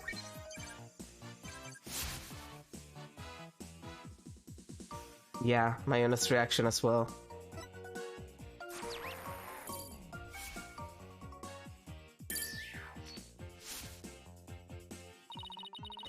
I was raised as a boy since I was little, and I studied law just as my parents wanted. But now this living light that had me pinned to the ground, it's... Ah! Oh. It's been blown to smithereens by you, Athena. Now I can stop pretending to be a prosecutor. I'm gonna be an artist. Yay! Well, good for her. Order! Order! What a shocking development! He really did turn out to be a she. Why is everyone looking at me like that? I feel like a movie star or something. But no paparazzi, please. I value my privacy. Okay. Ah, no pixel, okay? Oh, you'll get it, man.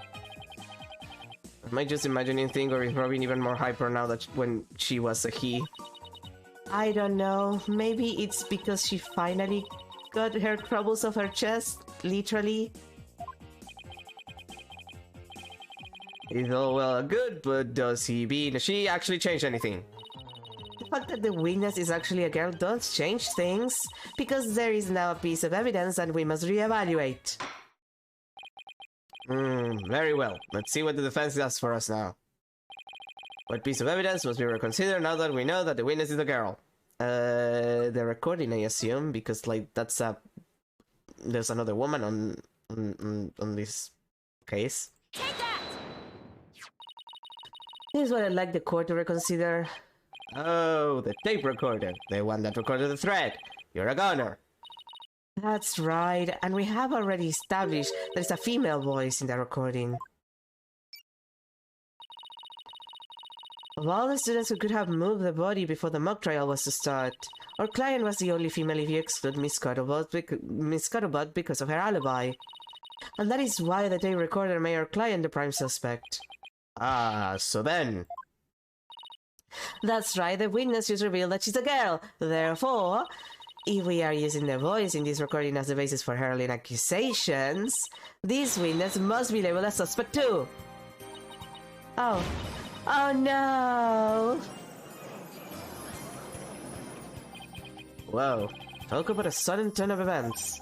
You've done it! You found a hole in one of the prosecution's key pieces of evidence. Yeah, but whoa, that was a lot of work for a single one. Objection! God damn it.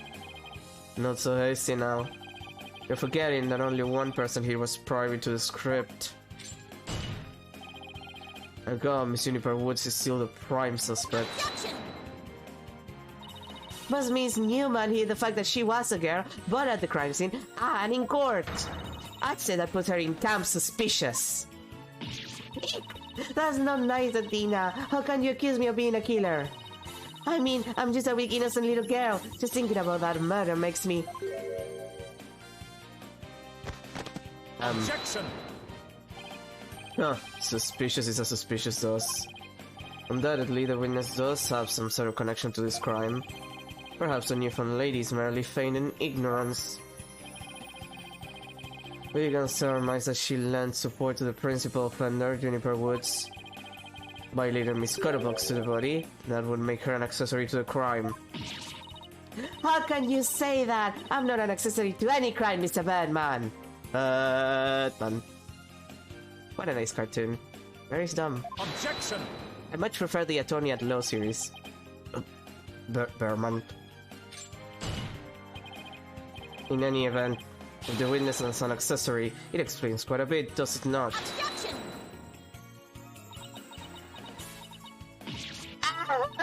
He made it all make sense somehow. And he'll keep accusing Junie unless we can show someone else knew the script's details. How could someone have gotten their hands on that kind of info? The only way they could have known what was in the script was if they, Well, if they heard it from her, if it's not, you know, the one who wrote it. Sorry, Junie, but you're not going to like this. Our client may have leaked the script's details to someone. What the devil? I know I shouldn't have, but I revised the script to favor the prosecution. But Professor Court noticed it immediately and changed it back. Miss Woods did not want Hugo Connor to win the mock trial. That's why I believe she leaked the details to the witness, Robin Newman. I get it. If Robin won, Hugh wouldn't be able to confess to Juniper. Right, Junie was probably trying to keep their friendship from becoming awkward. How could you, Tina? What a bunch of bull! I never had a word about the script for Juniper! Never ever! Objection! You sure? Can you look me in the eye and say you didn't? P.A.D. Athena! You don't have any evidence! Stop doing that.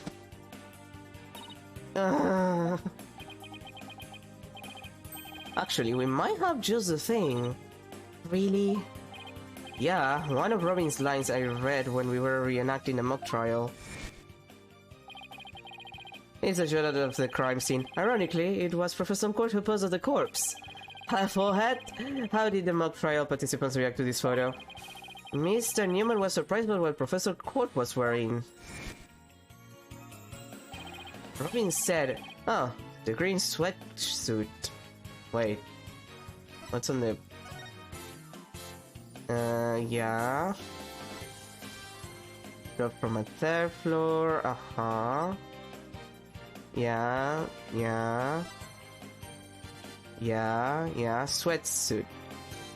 A red one from the prosecutor course. Oh. S-U-R-E. I might have said that, but so what? Well, think of it this way, Athena. Yeah, which way exactly? If I told you that I'd be wearing a blue suit today, but then showed up wearing what I've got on now, what would you say? Oh, the red suit. You lied to me, you bastard. Something like that. Ah, I think I got it. Your Honor, we have evidence proving that Miss Newman knew the contents of the script. The defendant moves to present said evidence to the court. Very well, Miss Sykes, present away. This evidence proves that Miss Newman had prior knowledge of the script's contents. Boop. Boop. Take that! The mock trial script. Miss Newman, during the mock trial, you were shown a photo of the victim's body.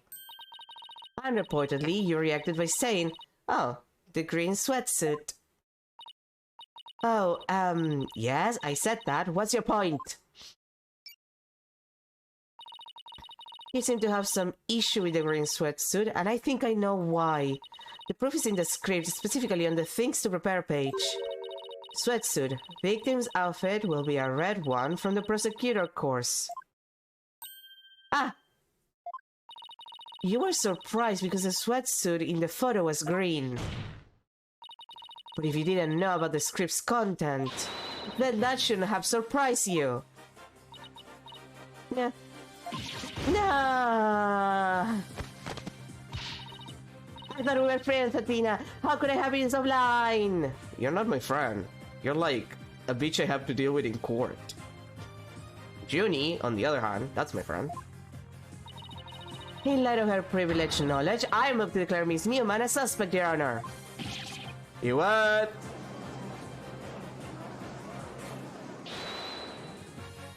Who's objecting? If knowing script details makes me a suspect, then there must be others besides me. I mean, someone else could have seen Professor Court's note. Note? What note? The professor and Juniper were working together to prepare for the mock trial, but only one copy of the script was made to prevent it from being leaked. But that gets kind of inconvenient, right? You're not seriously going to suggest. But it's the truth! Professor Court did do exactly what you're thinking. She didn't write down any of the proceedings or the truth behind the case. But she did write a note to herself about the props and details about the victims' PODI. Why, rather. Is this really true, Miss Newman? If you don't believe me, send the police over to my house. Tell them to check the pictures on my camera. I thought it might have been an advantage. So I took a picture of the note. You really just cheated on the mock trial. I'd say she's telling the truth.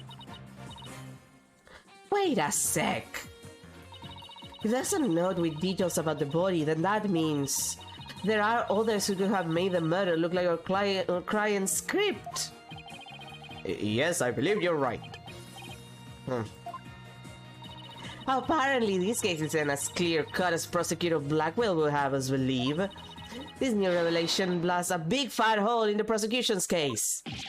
Oh! Objection! Bully for you, Missy, but don't think this spells victory. And why not? The battle is still young, and my blade is now fully drawn. Between it and my next witness, your life will be forfeit. So put away your wooden sword, and show me what you are truly capable of if you wish to live. You want it? Don't worry, I'm gonna bring it. Athena, you can beg the guy after the trial, okay? Not during the trial. It's a little awkward. I already said I want nothing to do with this trial. Oh, juvenile, it's not a matter of what you want, for you will cooperate, Hugh O'Connor. Prosecutor Blackwell, why have you called this witness? You will recall that the day before the mock trial, in short the day of the murder, the accused testified that she left for home at around 6 p.m. Yes, my notes here do confirm that fact. Right, her client wasn't at school at the estimated time of death, so she couldn't be... Objection! Yeah, that was with a felicitous lie, or am I mistaken, golden boy? I have no intention of saying anything more. Now, if you'll excuse me... Hold. I am not through with you yet. It seems the rogue prosecutor has it out for me. Leave, and we might just discuss you know what. No, wait. One little statement and Mr. Cool loses it. What's that all about? I changed my mind. I'll stay and testify. Are you sure, Mr. O'Connor? The word of a genius is as good as gold. Let's get on with this. You, O'Connor, a senior at Thames Legal Academy, lawyer course. How's that? Just fine. Your testimony then, if you please. You're up against the top of the class now. I'd be careful if I were you. I know Ginny would never like that. That pompous schoolboy won't know what hit him. Blackwell call him Golden Boy, and all I can think about is the Golden Boy anime, the GIF. You've seen the GIF where he's like the protagonist is like swimming in the pool, and he swims really, really badly, and then he ends up swimming into a woman, and his face is just like, I think, right inside her ass, basically, from like, you know, hitting her with his face. God, what a series, Golden Boy. Well, I think it had a manga adaptation. Like, I think the anime was an adaptation of the manga. I don't remember. To get mentally prepared for the mock trial, I meditated at the archery range till 7 p.m. Around 7:15, I went to the main building before going home. That's when I saw Juniper. We didn't say much as we passed by each other. She seemed her usual self. That's it. Anything else you'd like to ask? That is quite enough.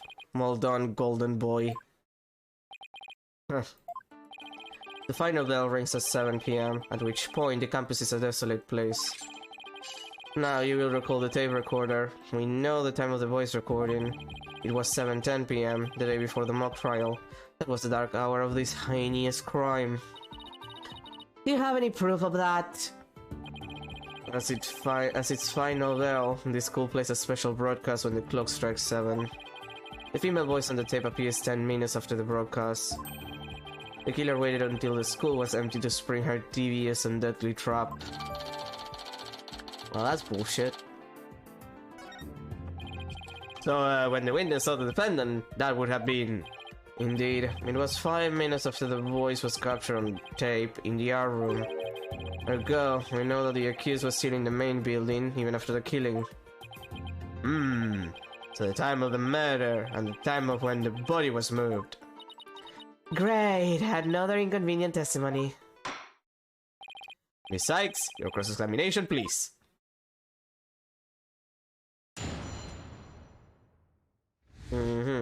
Let me check something. I need to check something in the core record. 9 a.m. 2. Meet with Hugh about that report yesterday. It doesn't say the hour though. But that's kind of important that they met.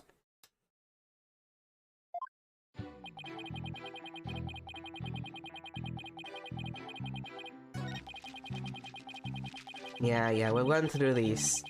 Hugh, if that is your real name.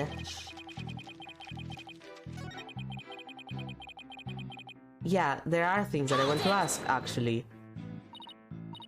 Alright, I'll take you up on your kind offer. I expected as much, so go ahead, ask away. Mr. Connor, I want to ask you... You went to the art room, you expect... how did you prep? Because the fact that you had to meet with your teacher is kind of important, so I assume that had something to do with it. Please tell the court what you were doing on October 23rd, the day before the mock trial. That's an easy one. Nothing in particular. Nothing at all. You didn't help with the preparations. You don't get it, do you? I was merely playing the role assigned to me. I left the preparations and like to others. My job was to be mentally prepared. Junie put her heart and soul into getting things ready while he just sat on his behind. Just to reiterate, I spent most of the 23rd meditating at the archery range. I didn't talk to anyone until the school closed at 7 p.m. I suppose a few archery club members did come and go while I was there. But you didn't talk to anyone? Not a single soul?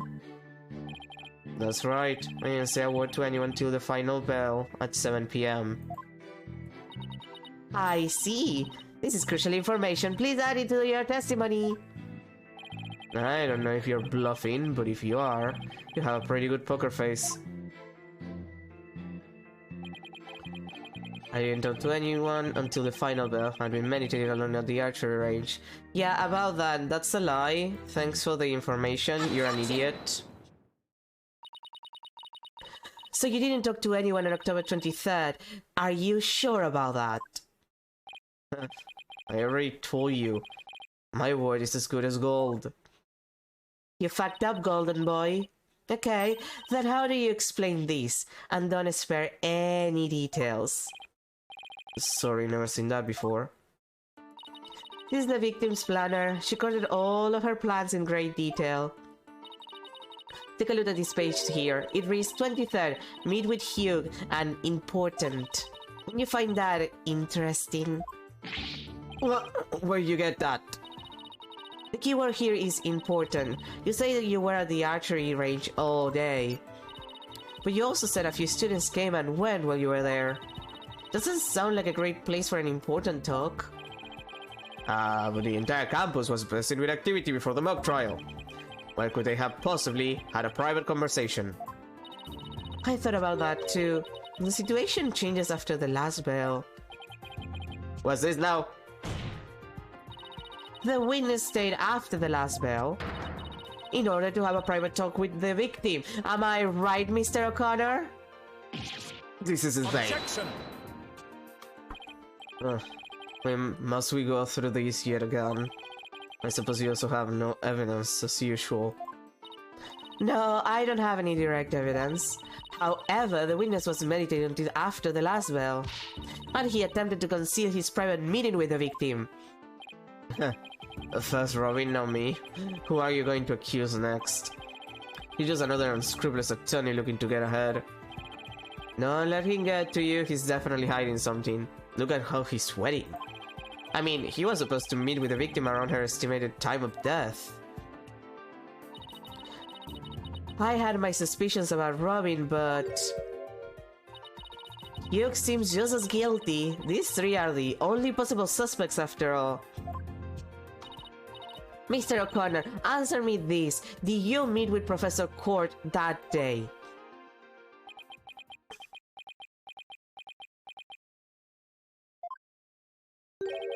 Sorry, Mr. Jailbird Prosecutor. Sorry, Jailbird Prosecutor. Just give me a moment. I don't mean to steal your thunder, but I have something to say. If it will save me some trouble, then by all means speak away. If you will recall, Miss Sykes, the voice on the tape recorder was female. Knowing that, I'd like you to explain how I could possibly be a suspect. He has a point. Impressive. Golden Boy here does shine gold indeed. Care to take the reins? You're more than capable of prosecuting this case. Huh. Sorry, but I'm studying to be a lawyer. What a pity. To think such genius is to be wasted on mere lawyering. What an asshole. At last your moment is here, Sykes daughter. Trying to refute Golden Boy's statement. And prove that you're the young prodigy worthy of the badge on your lapel. Could he lay any more pressure on? The voice is unmistakably female, so there's no point in arguing about that. Yeah, you're right. In which case, to whom does the voice on the tape really belong to? Duh, the victim is a woman, you idiots! The voice on the tape belongs to the victim. That's the only thing that makes sense. Objection! Are you mad? The voice on the recording says you're a goner. This is something a murderer shouts at their victim, not the other way around. Yeah, that is a problem. You're a goner. You're a goner. You're a goner. You're a gooner. Athena?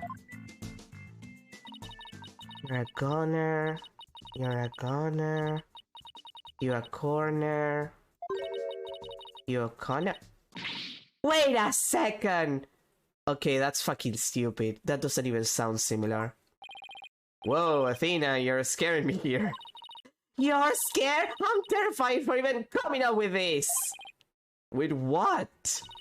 Prosecutor Blackwell, you wanted to know if I am worthy of my badge. Well, I'm about to show you why, despite my age, I can wear it with pride. No, then can I take it you won't be changing your argument? Still, it sounds that it's a bit odd for the victim to be the one yelling you're a goner. I agree, if that's what the victim was saying, but it's not. I assume you have something to back up your assertion, Miss Hyde. Not exactly, but you don't have to add fuel to this fire, Your Honor. If it isn't his Professor Court's voice on the tape, then she was shouting because she was...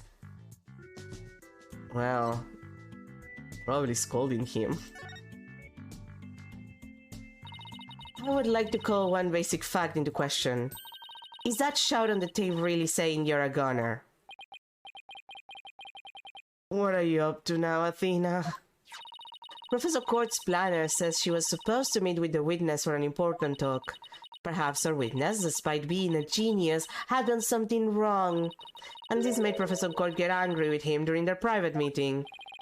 I don't see how this changes what we had on the tape. Well, if you want to see how it changes things, let's try a little experiment. Your Honor, I want you to yell at the witness as if you're mad at him. But, and this is important, use his full name. Okay, let's see. Hugh O'Connor. What did I do to deserve that? Yes, just like that. Now try again, but faster. Hugh O'Connor. Hugh O'Connor. Hugh O'Connor. Hugh O'Connor. Wait a second. No, this can't be. Objection! This is so fucking stupid. You think I spent the energy to lead you this far if it wasn't true? Ah, but it is, Your Honor. Humans are not perfect, that's a scientific fact. We sometimes mistake shadows for monsters or the wind for voices. Now that you mention it. You can't do this, Athena. Just give the old guy one more little push. The sound on the tape recorder never was the phrase "you're a goner." That's only what we thought we heard, when in fact it was the witness getting yelled at. The court will note that this is different from the selective hearing men are so good at. I think you're right, but what was that last part again? Never mind. The important thing is that the voice that was recorded isn't our client's. And since it was the victims calling the witness, he must now join the list of suspects. Objection! I had thought that testimony would suffice, but it seems it has come to this. I will not allow such fallacious quibbles to offend the case. The prosecution has one final piece of evidence to present to the court. Oh boy. Evidence?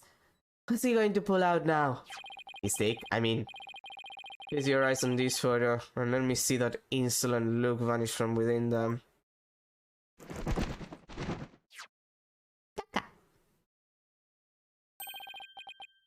Let's see. Oh, it's a picture of the defendant and the victim!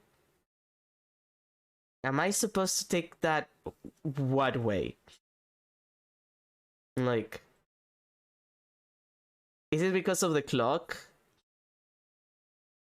Because, like, that says 6. No, that says 7. That's 7. But, like, I didn't think that it was 6. I'm an idiot. I can't read. But, like, that doesn't say anything. Like, this could have been taken any day. Does it have a date that it was taken? No. The photograph shows professor and student preparing for the mock trial together.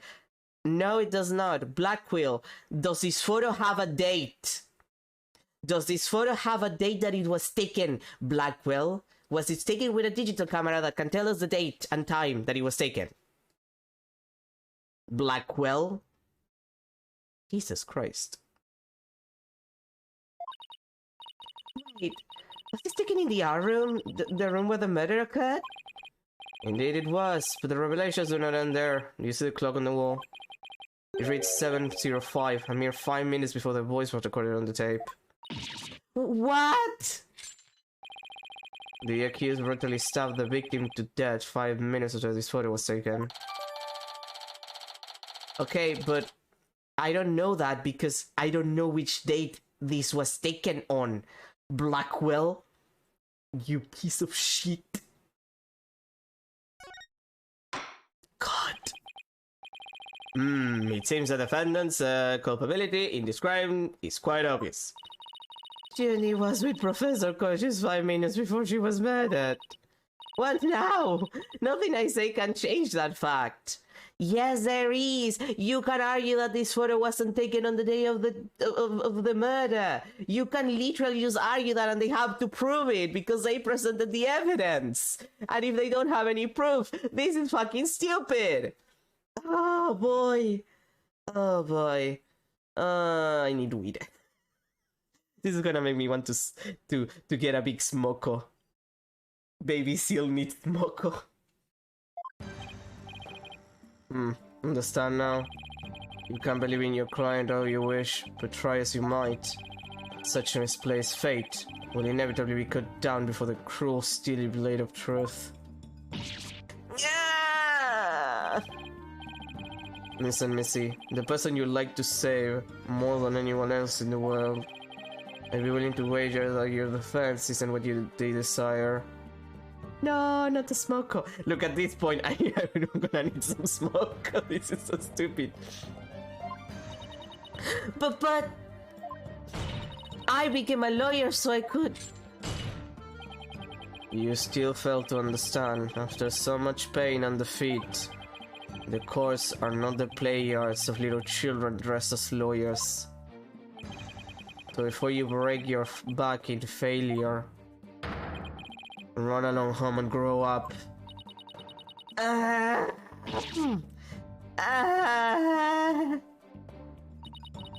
He thinks I'm giving up now. He's got another thing coming. I have to find my inner strength if I ever hope to save him. You know, Athena, you could just mention Blackwell. You could just say he's Blackwell. I know he's Blackwell. Athena, I know he's Blackwell. Athena, I know it's Blackwell who you're talking about. See, this is the issue of the fact that the earlier trial, the one before this, when Blackwell gets introduced, Athena like immediately has a reaction to the guy. Like she knows him, because it just makes it obvious that when she's talking about him, he's talking about this guy. Like, I'm just... A lot of this game's plot is just not bad in and of itself. I just feel like it's badly presented. Like, it doesn't give you time to build on the mystery, you know what I mean? But I can't think of any way to strike back. The worst of times are when lawyers have to force their biggest smiles. That's impossible. How could I smile under these circumstances, even if I forced it? How am I supposed to lawyer under these conditions? This is better than bad. Who knew Blackwell had that one waiting in the wings? Why didn't that twisted samurai just present it at the beginning? Wait, maybe this was his real plan? Was he just trying to show me how weak and powerless I am? Maybe.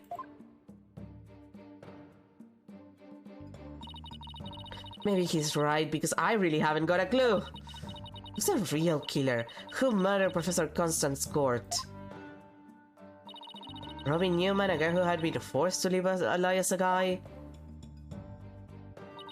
Or was it Hugo Connor, this honor student who had met with Professor Court? No, Athena. It's neither of those. It's definitely Professor Means. I know it's him. He's just too suspicious, okay? It's definitely him. Athena, you Athena, you need to think outside of the box. Athena!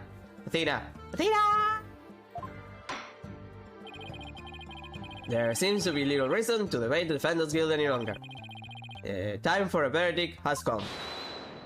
For the love of who's objecting? Who's in the objection? Oh, it's you. No, that's not gonna happen, man. What's the meaning of this? Can't interrupt the judge about to hand down a... Maybe, but most verdicts are an N-O-N-O. What? Miss Newman, please explain yourself. Juniper's not the killer. I know, because I know who the real killer is. You do? You know who the real killer is? What is she up to now? Yup, I know, because the real killer is... me, Tihi. What? What? It was me, I did it alone, just me. I don't get it. Why is she confessing?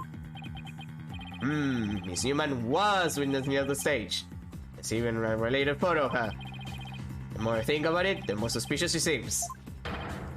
Robin Newman isn't the kind of guy who pins the blame on friends.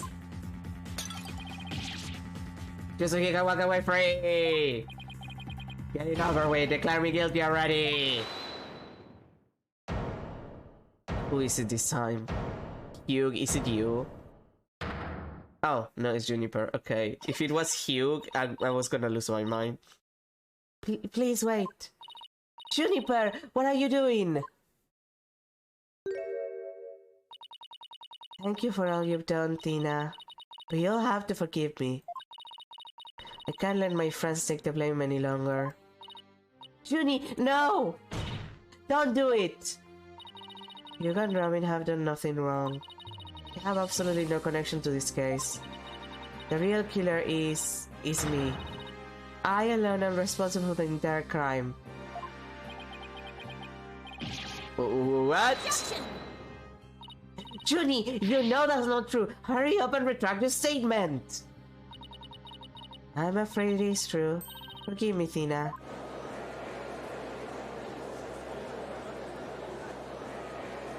This case is fucking stupid. Order! Order! Will somebody explain what's going on here? And walk some balls! Let's see right through your cheap ploy. School rules state that a prior conviction terminates one eligibility to graduate. A guilty verdict here would make whatever dreams one has go up in a puff of smoke. Oh, I wasn't aware. Even meek little mice will fight when cornered. A pitiful spectacle, I might add. These vermin are trying to protect each other now that there's nowhere else to run. Blackwell, don't use the word vermin. That's fascist talk. Protect each other, wait. So, was Robin just trying to protect Junie too? If so, then the real killer is... Who is it this fucking time? I swear to God. Oh my fucking god! This whole thing's a joke. Oh, now it's Hugh's turn. What is wrong with kids these days? I know I just crossed your mind, Miss Sykes. You think I'm the killer, don't you? Whoa, he really is a genius. He even knows what you're thinking. I think it's about time I told you the truth. I'll even get right to the point. It was me. I did it. Wait! What? Are we gonna go through every single one of these idiots just saying that they're the killer when they're clearly not the killer? Now what potential suspects are claiming to be the real killer? I'm so confused right now. You still have doubts? How about I detail my murder plot? It's absolute genius. Enough of this nonsense. This is a court of law, not the set of some high school drama. I see I have no choice. I'm afraid I'll have to... Hoy, wait, your boldness. I'm sorry, Prosecutor Blackwell, but I'm in no position to hand down a verdict just yet. I want to see how the drama develops. I am hoping that the defense and prosecution can come up with some airtight evidence. That is why I'm giving you both the rest of the day to continue investigating this case. Pinch me, I think I'm dreaming. Fine. Do as you wish.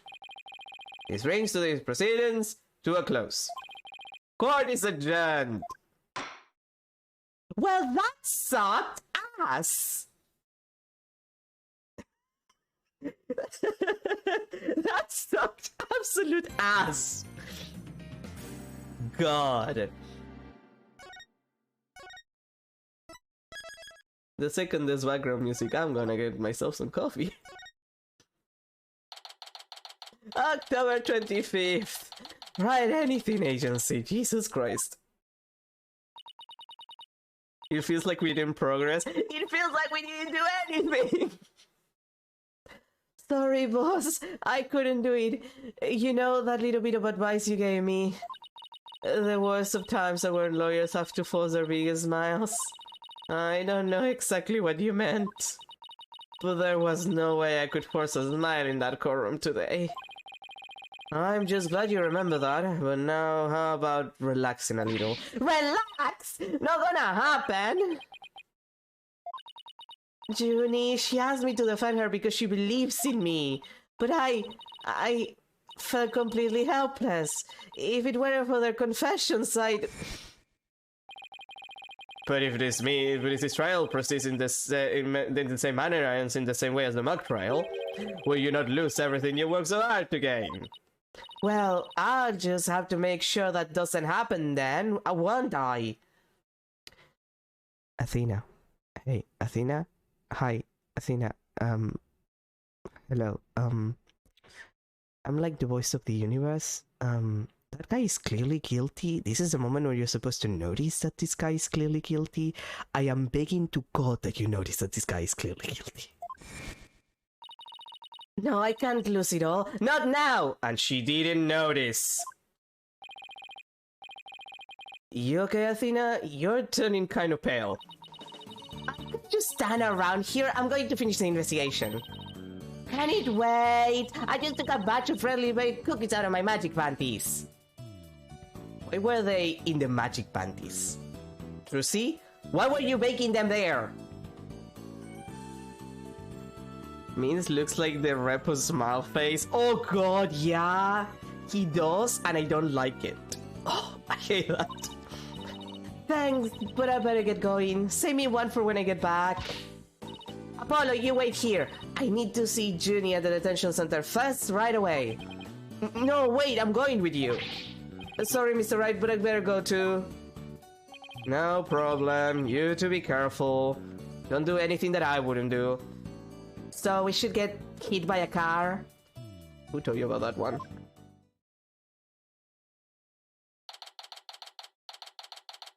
October 25th, detention center, visitor's room. So much I need to ask Junie. What happened in court today? Where we go from here?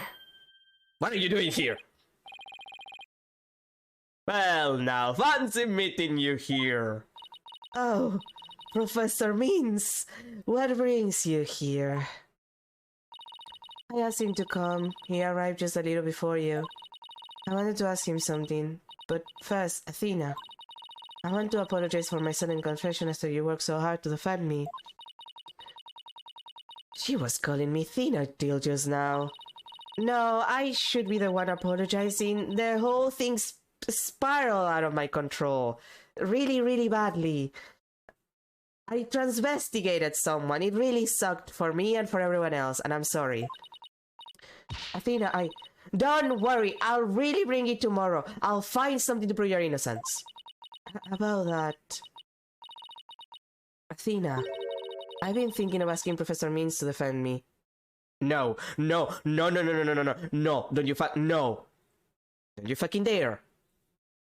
Bitch. Bitch. Bitch. Don't you fucking dare. I myself only just heard of this moments ago. Oh, so she thinks Professor Means would be... No! I can't let this happen! Not with the way he wants to do things. Junie! I know, Athena, but will you please hear me out? No! I'm gonna go get myself some coffee and then I'll call you a bitch until you accept that this is a bad idea. So I'll come back once I have my coffee. And then it's complaining time because what the fuck girl. I'll be back in a sec.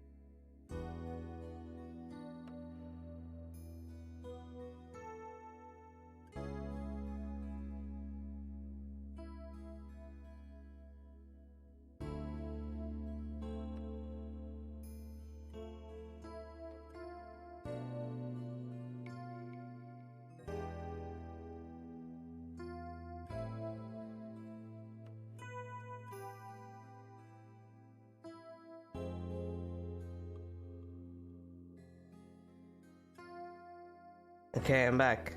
And I have my coffee. I am ready to insult every one of these girls' decisions right now. Okay, girlie, why are you doing this to me? Athena, do you actually think Hugh or Robin could have committed this crime? No, I don't, but Athena is an idiot and she's not listening to me, the voice of reason.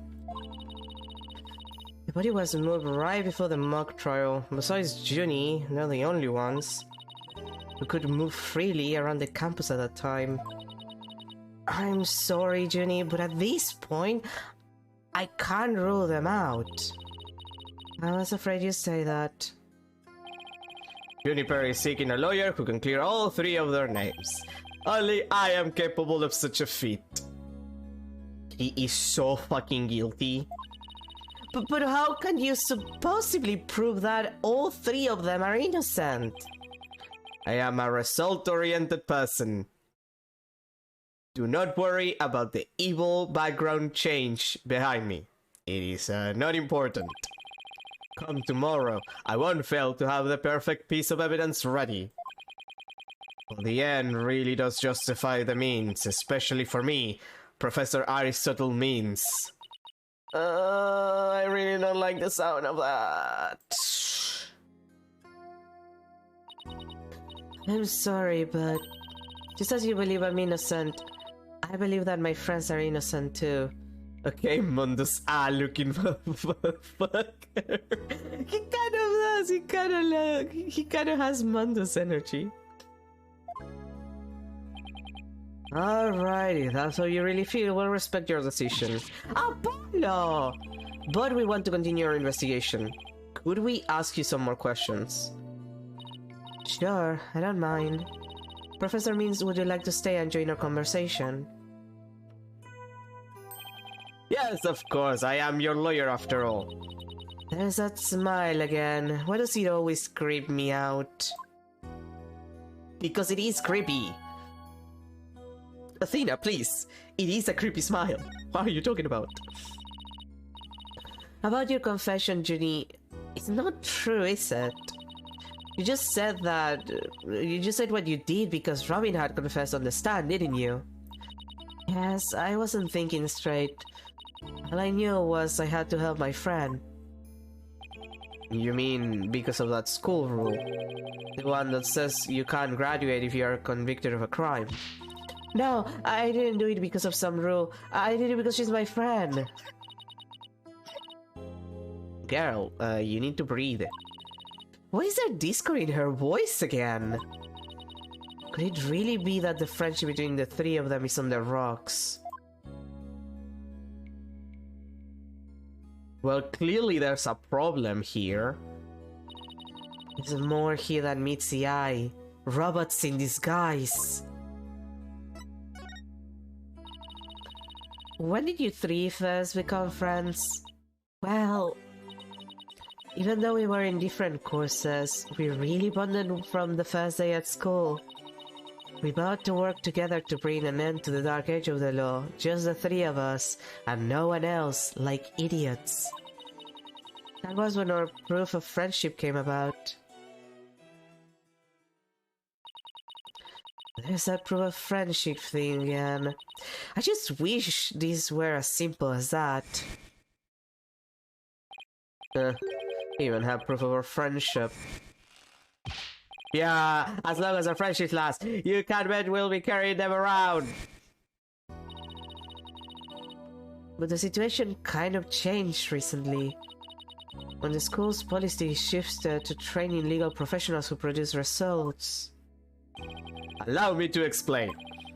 In the lawyer course I teach, producing results means winning trials. Professor Core, on the other hand, thought that finding the truth was the only valid result. Unfortunately, that clash of ideas created a rift among our students. At some point we stopped talking about it. Well, that meant fewer arguments. It also meant we couldn't be as frank and open with each other as we used to be. Okay, but this is the lawyer course and the judge course. What's the situation with the prosecutor course? We haven't met any teachers from that side. We've only seen Clavier, and he's like a speaker. He was gonna do like a little seminary for whoever won. But like, we haven't met any of the teachers. Like, what is their opinion on this entire bullshit? I think I understand now. By putting their friendship on a pedestal, they actually did more harm than good. It seems the relationship between the three of them isn't as simple as I thought. Juniper, thank you for talking to us about this difficult subject. Yeah, thanks, Junie. Now if you could tell us about the day of the murder. Junie, you told us yesterday that you went home a little after 6 p.m. Was that a lie? I'm sorry I didn't tell you this before, but what actually happened was I left the art room a little after 6 p.m. and headed over to my dressing room where I work on my stage costume until 7. That's it? You didn't go anywhere else? No, nowhere else. If that really were it, then there would be no reason to lie in the first place. She's gotta be hiding something else. Junie, do you remember this picture? Yes. Something's wrong here. Wrong? What's wrong? I took this picture at around 6, which was before I'd left the art room. But the clock here says it's just after 7. By 7, I'd already been working in my dressing room for some time. So there's definitely something wrong with the time in this picture. I guess we better go check the art room. Okay, just one last question about the day of the murder. On the evening before the mock trial, the evening of the murder, you ran into Hugh. Yes, I did. Around 7:15, I went to the main building before going home. That's when I saw Juniper. We didn't say much as we passed by each other. She seemed her usual self. That's it. Anything else you'd like to ask?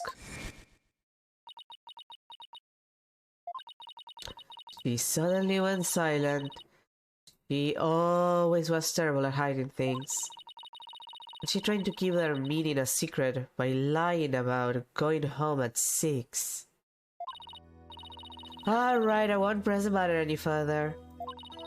Is there anything else you noticed on the night of the murder? Well, I don't know if this will help, but that evening, I went back to my dressing room to get something I forgot in there. It was well after the last bell rang.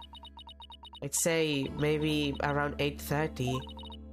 Around 8:30, huh? That's over an hour after when the crime supposedly took place.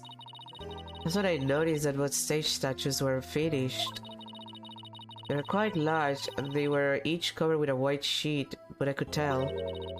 It made me happy to think that after all that hard work, they were finally finished. Alright, the statues that Robin made. So they were covered in white sheets. What's with that coughing? Junie, are you okay?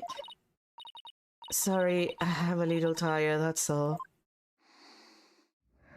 This girl really needs to take a nap. And some asthma medication. Athena, I think this meeting is over. Professor Mintz? I will use any means possible to get the result I want in Jennifer's case. But it will require considerable preparation, so I must be off. Hold it! He is so guilty. Judy, and Professor Mintz, I have a proposal. A proposal? Wait, this isn't another one over here, crazy. By sundown today! Yes? I, Athena Sykes, along with Apollo Justice. Wait a second, don't drag my name into... We're going to discover the truth behind this murder mystery. What? And we're going to bring you solid evidence showing just what that truth is. I see. So it has come to this, has it? If we succeed in doing that, I want you to promise that you'll accept it, Junie, no matter how hard it is to hear. Then you shouldn't need anyone else to defend you except me. Have we got a deal? I trust that's okay with you too, Professor Means. I have no objections as long as Jennifer is satisfied with this arrangement. Okay, but only if it's the real truth. I'm sorry to put you through this, Thina. But thank you. I've been thinking only of myself this whole time. Junie, it's way too early to thank me. But you can thank me all you want once I get to the bottom of this. Very well, I will see you back here at sundown. Sorry for all the trouble, Professor. It's just she's new to the agency, so... Don't be silly, I find it all rather thrilling. Now let us meet Teen again later. He is so fucking guilty. He's like red white of Blue Corp levels of guilty. He's Manfred von Karma levels of guilty. Like I can feel it on his expression. If you'll excuse me, I'd better go. Okay, see you later. If this trial proceeds in the same manner and ends in the same way as the mock trial, will you not lose everything you've worked so hard to gain?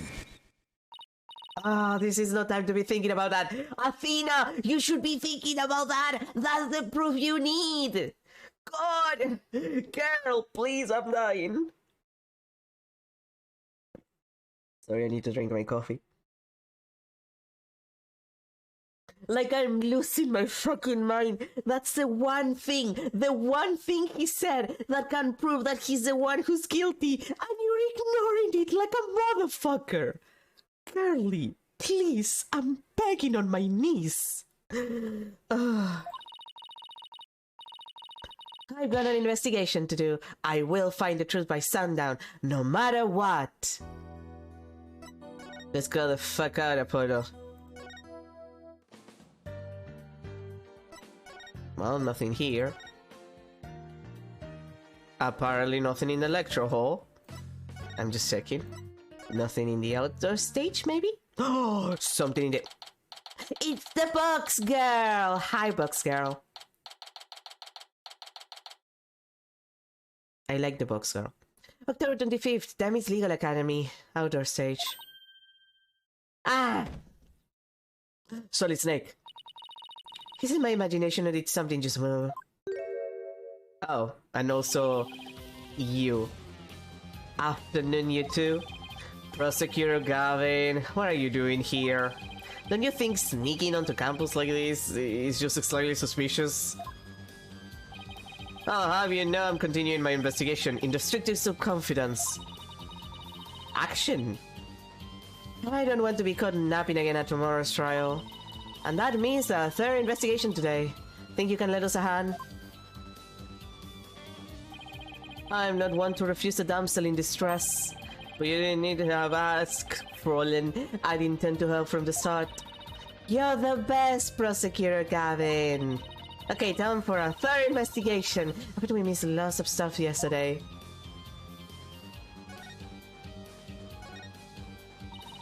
Prosecutor Gavin, you were scheduled to perform at the school festival, weren't you? That's right, but I haven't seen this stage until yesterday. That backdrop with the starry sky and big crescent moon isn't half bad. We also had some tricks up our sleeve to make the concert really rock.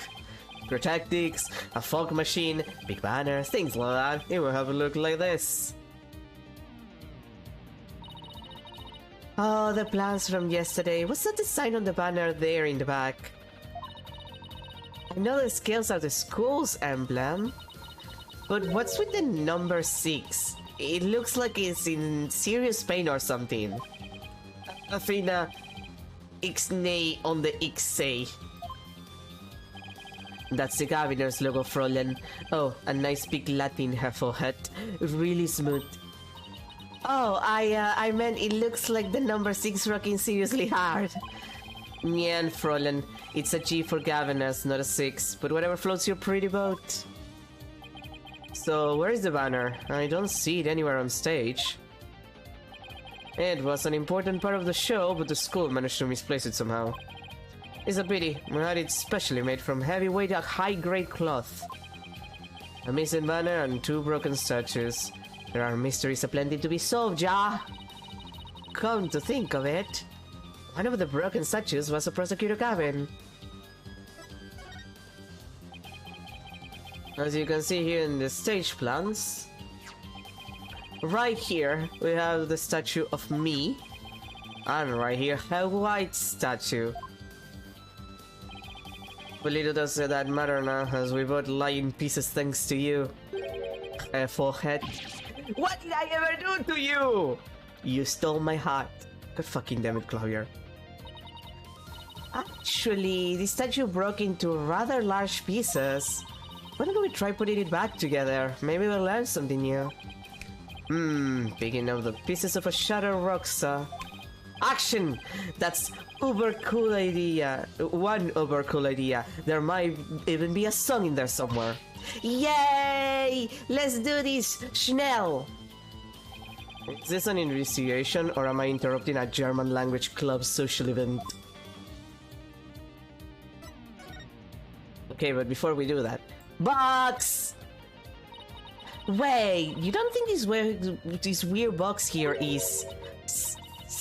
Hands off! I knew it. I know that voice anywhere. Let's just ignore it. I mean, it made its wishes loud and clear. So, this is the future cardboard box technology has afforded us, huh? It's just like Solid Snake would have wanted. Statue time. I don't know, this is fine for a rock concert, but... the nighttime sky as a backdrop for a courtroom? Personally, I think it's breathtaking. I mean, speaking the truth under the starry sky, don't you think it's romantic, Fräulein? And the one in Crescent Moon represents the maximum 3-day trial cycle. 3-day trial us outdoors? No thanks, if it starts raining, my hair will be ruined. That's the kind of thing Apollo would say.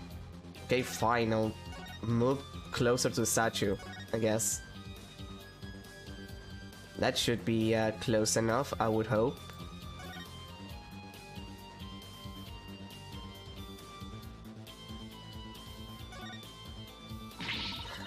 Oh no, Prosecutor Gavin, you're a complete wreck, literally! Why in the world would someone do something like this? I don't know, but whoever did it must have felt an amazing sense of release. Can I take this as a confession, Forehead? What? No! I feel bad for Robin, she worked so hard on this. Let's pick up the pieces for her. You got it. Let's check every corner of the stage and jaw. Wait, really? I have to check the... well, there's this piece here. Found one! A piece of Prosecutor Gavin's shattered pride. Are you saying my pride is as fragile as plaster of Paris? It looks like there are other large pieces scattered about. Okay, let's find what we can. Just a purple fragment. That seems to be everything more or less these. Found another piece of the statue! There should be some more. Let's leave no stone unturned. That's a white fragment. Wait, white? Why would there be a white fragment?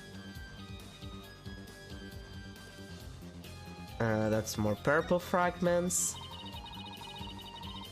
And a copy of the school paper with that story about the alleged love triangle. I wonder if people really waste their time reading this stuff. It's more popular than you think! What was that? I thought I heard something just now. You're just hearing things. It was nothing more than your ears playing tricks on you.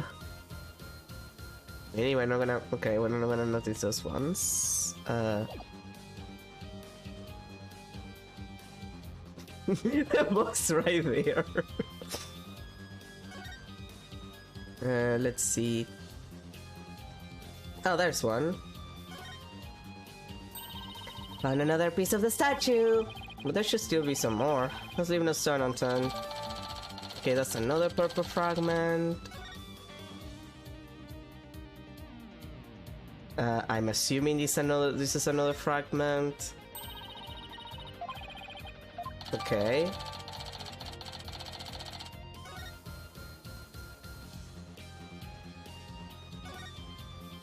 Nothing there. Seems to be nothing here. And yeah, I can't really see anything on this side. No.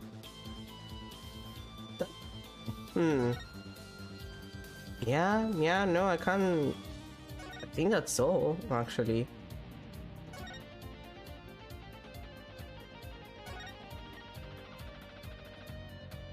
I mean, there's this part, but it's clearly not letting me select it.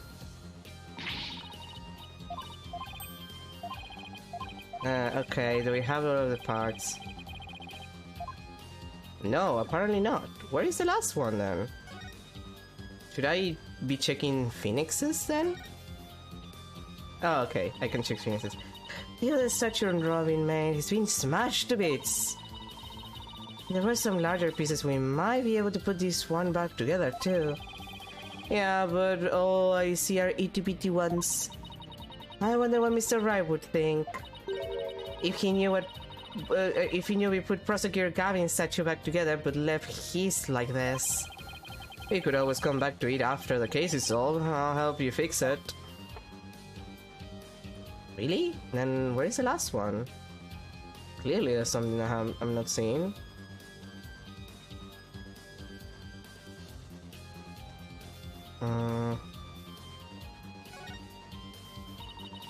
Oh, they put a witness stand too, even though it's just a temporary stage.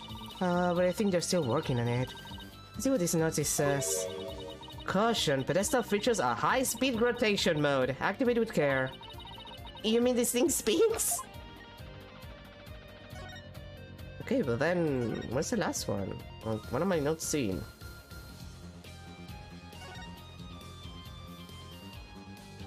That shows where the body was, but there's nothing here. And yeah, I don't see any pieces here. There's something here that I'm not seeing. Like there's these, there's the smaller ones, like... No, that's again the school newspaper thing. And this part here, like... What am I not seeing? Game? Game, what am I not seeing?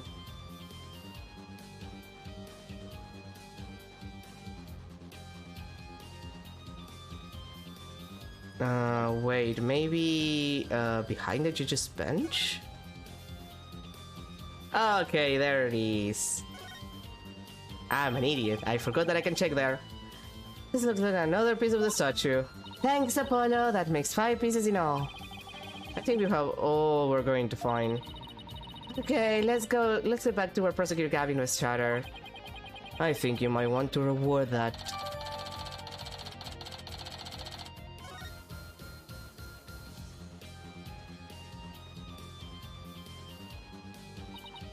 Well, I don't see any other big pieces lying around. Yeah, let's see if we can put this statue back together. Alright, Apollo, you come over here, and Prosecutor Gavin, if you could hold this. We're not gonna make it a mini game. That's depressing. We could have made it a mini game. He's looking very purple. He's so purple. We did it! Not bad if I do say so myself. Yeah, but don't you think it's strange? We put the statue back together, but look. What's with all these leftover white pieces? These look like they go together. And this one too. Athena, what do you think you're doing? Don't stop me now! The artist inside me wants to get out and have a good time. Athena, what are you gonna make?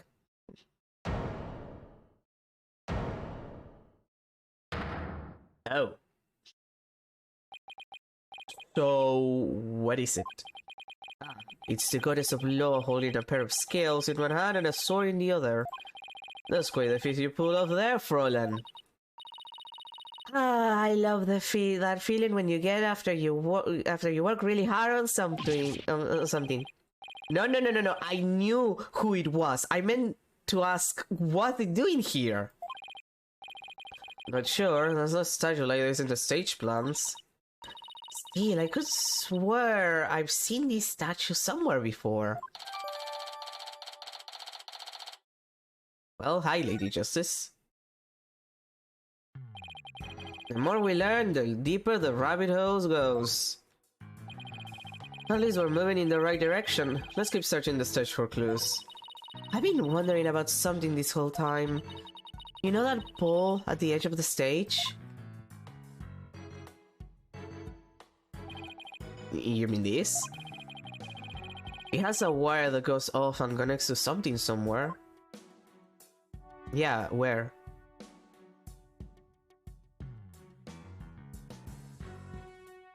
Oh hey, a window, that's suspicious. This wire is hanging for hanging banners over the stage. One of the policemen who was here earlier was checking how it worked. Oh, so that's why the banner looks like it's out of place. The banners are hung and removed from the art room over there. The art room over there? As in the scene of the crime? Bingo, Fräulein. It's still crawling with cops, though. Hey, anyone in the art room?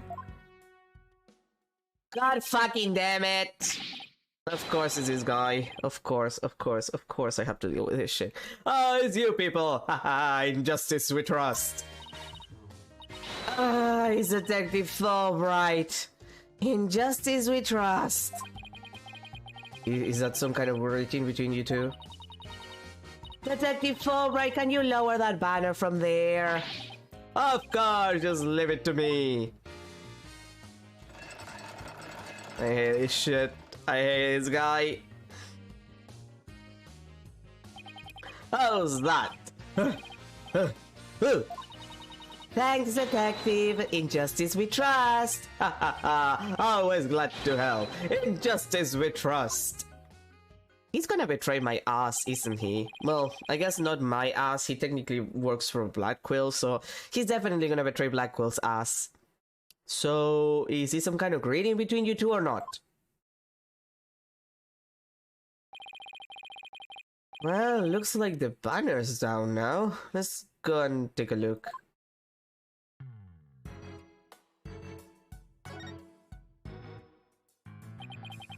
Look at this banner. I don't think it would flap very well in the wind. An unflappable banner. Hey, I like that. It goes perfect with unflappable lawyers and unflappable rockers. It's like it was made for this very stage. Look at this, the bottom part is all knocked up. Let me try and unravel it.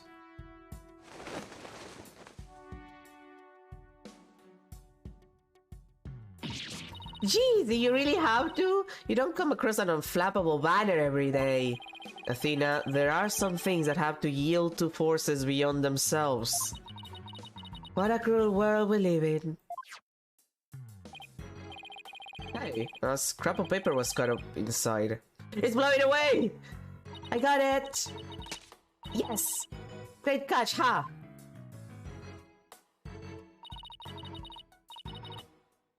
It looks like some kind of note. What does it say? October, Hugh, 120. What's that supposed to mean? A test score, maybe? Pretty impressive when you consider that 100 is a perfect score. I don't see how even Hugh can be a young person. Perfect. Fräulein, shall we inspect the banner again now that it has been unraveled? Yeah, sure. I see that there's a very suspicious stain on it that is definitely blood. This is the emblem that's on Junie's school uniform. You're right. Wait a sec! Hard to see against the red material, but look. There's a dark red stain here just under the emblem. There wasn't a wire connected to the art room. Right, at the art room is where the murder occurred. Are you thinking what I'm thinking? This stain must be from the victim's blood. Well, well, well.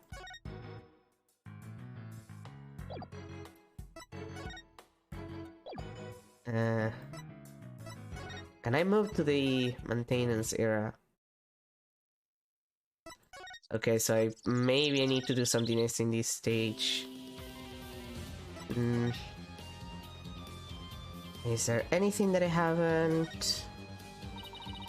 It's a bit too far away to get a good look. Maybe I should try a different angle. Really? I need to move closer to then get to the thing?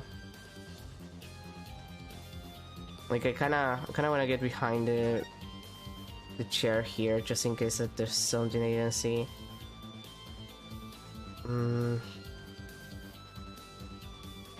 No, it doesn't seem like it. What am I missing? I feel like I'm missing something here. I checked the banner, I have the statue.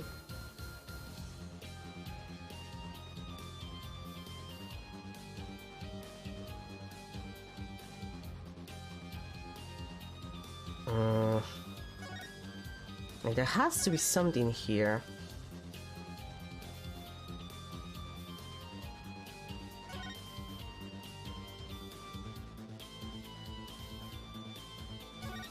Like, I feel like there should be anyway.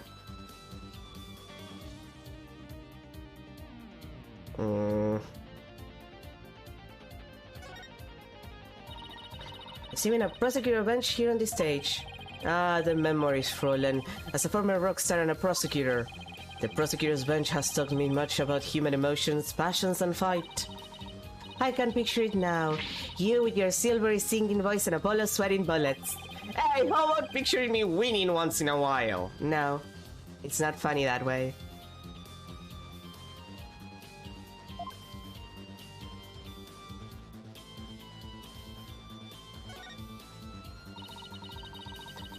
The winner of the mock trial was to take this training seminar right here. You mean Hugo Robin? Yeah, besides Junie, they're the only ones who could move freely around the campus. Before the mock trial, that means one of them must be the killer. No, Athena, you're not thinking about it correctly. But that's not really enough to go on, is it? We need to talk with Juniper one more time and persuade her to give us a name.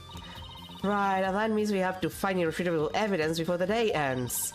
There's no time to lose. We can't just rush it either. Efficiency is key.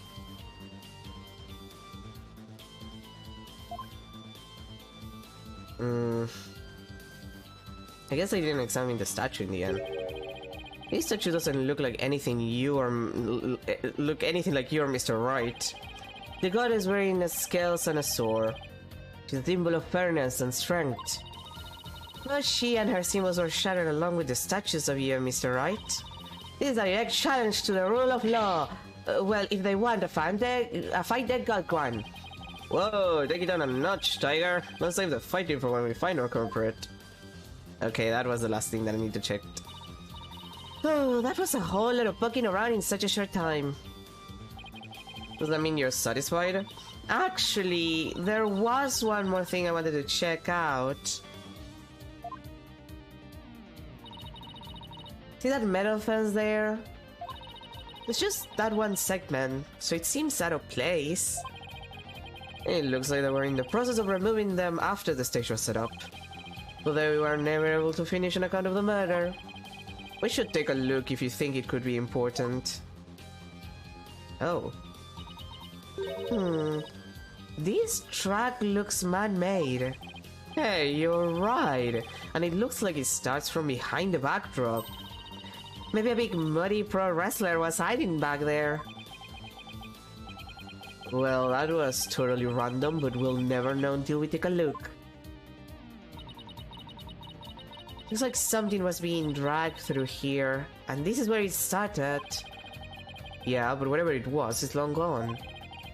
Must have been pretty heavy. Perhaps it was used in setting up the school festival. Then I guess it wasn't a pro wrestler. Still, this could be something important. Well, that's about it for the stage. Right, I think we'd better search the art room next. I think I'll hang around here for a while, but make sure to tell me once you find it, Ja. Find what? What else? The governor's banner that disappeared from the stage. You never know, it just might be connected to the case at hand.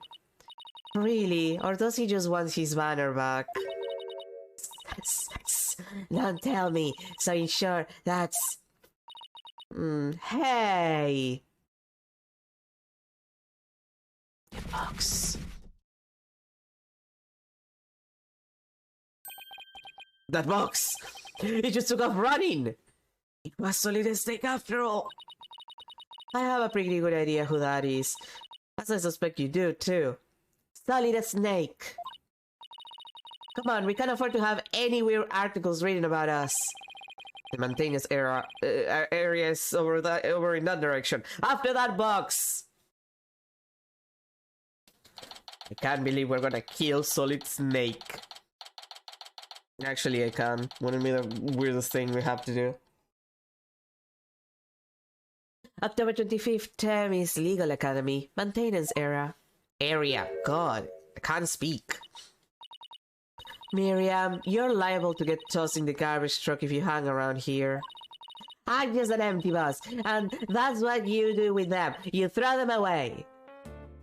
Oh, that's a new box that you got. Hey, did you change boxes? I like the new look. What does it matter anymore? I was a complete failure in court today. I love the danger toxic. He's like, yeah, she's pretty toxic. My work, my pride, my dreams, everything I worked so hard for gone! Sorry, Miss Cuddlebot, but... doesn't believing you had a scoop when you really didn't make you a failure as a reporter? A failure as a reporter!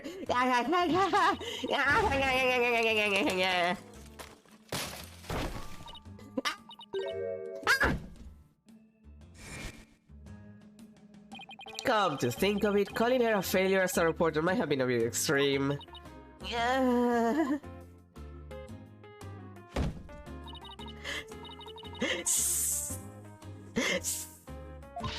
Scold me, despise me, pack me away where I'll never see the light of day.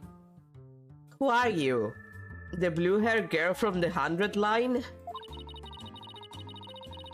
I've been cast aside to waste away into a big pile of mushy paper mache. I kind of feel responsible for this, but I don't care. Now's our chance to prod her for information while she's vulnerable. I bet that's what you were just thinking. What kind of person do you think I am? He read me like a book. I can't believe you, Apollo, taking advantage of a vulnerable teenage girl.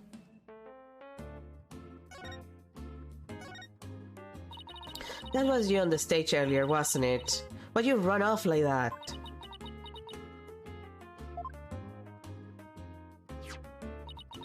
Take a look at this! Why are you showing me a burnt old rag? Wait, it's really hard to see, but I think that's the Governor's logo there. So, is this a banner that disappeared? It's all burned up. Don't look at me! I just happened to find it in the incinerator. Incinerator? Did Blackwell actually make good on his threat to burn her box? We should probably try to find out whether someone tried to destroy this on purpose. Yeah, this banner is sounding less and less unrelated to our case, Apollo.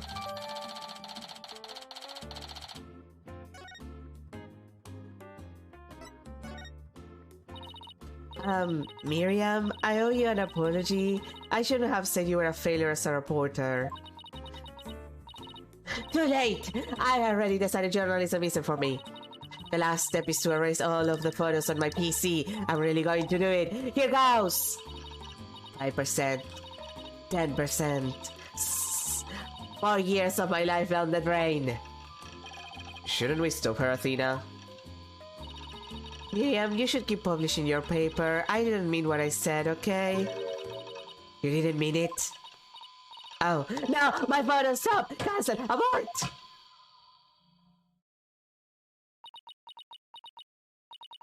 Did you stop it in time? Deletion progress. 99% complete. There are other 2 pictures left. What are you going to do now, Athena? You owe it to her to make this right. I know. Don't worry, Miriam. Your photos may be gone, but the memory of your photographic genius will live on forever in all our hearts. Athena, that's not gonna say. That's not gonna work. Oh, Athena, that was cringe-worthy. Incredible. Hey, Miriam, check this out! You took some amazing photos of the three of them. I'm sure they really appreciated it. Obviously, I'm the ace member of the newspaper club, the only member in fact. I know this won't make up for the photos you lost, but here are your newspapers back. Themis Herald and Themis Herald Extra returned to Miriam. There's no rest for the wicked. I plan on pursuing those three for as long as I live. Miriam, why are you so obsessed with Juniper, Hugh, and Robin? Obsessed? I'm not obsessed with them. It's just they were so close ever since their freshman year. So, well. Athena, are you thinking what I'm thinking? Yeah, I think that's the only explanation. Well, wait a second. You're not thinking what I think you're thinking. Objection! That's exactly what he's thinking, Miriam. You want in on their little trio. You want to be part of the polycule. I see. How could you possibly know that? Ah, she's cute.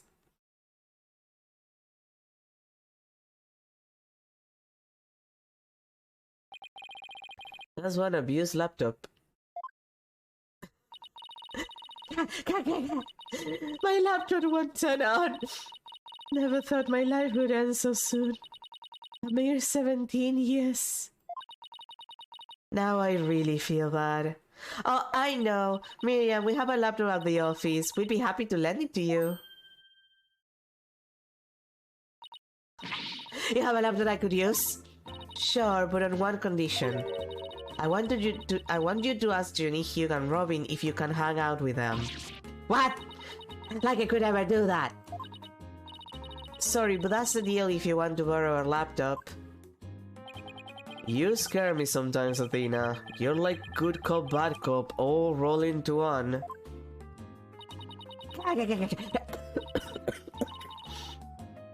Sorry. Between this bitch and Robin, my throat is gonna be feeling this later. Ace Attorney is a game that destroys my throat. That's just how it is. Fine, I'll do it if that's all you want. Yay! I'll be by later to bring you the laptop. Wait. It's not like I owe you anything, but here. What's that? Thanks. Oh, it's a set of pictures. Looks like they're setting up the stage. That's from yesterday. Yeah, I took them when they were putting the stage backdrop into place. Whoa, you sure have an eye for photography. From what I can make out anyway. These are the last two photos that didn't get deleted. They're all yours.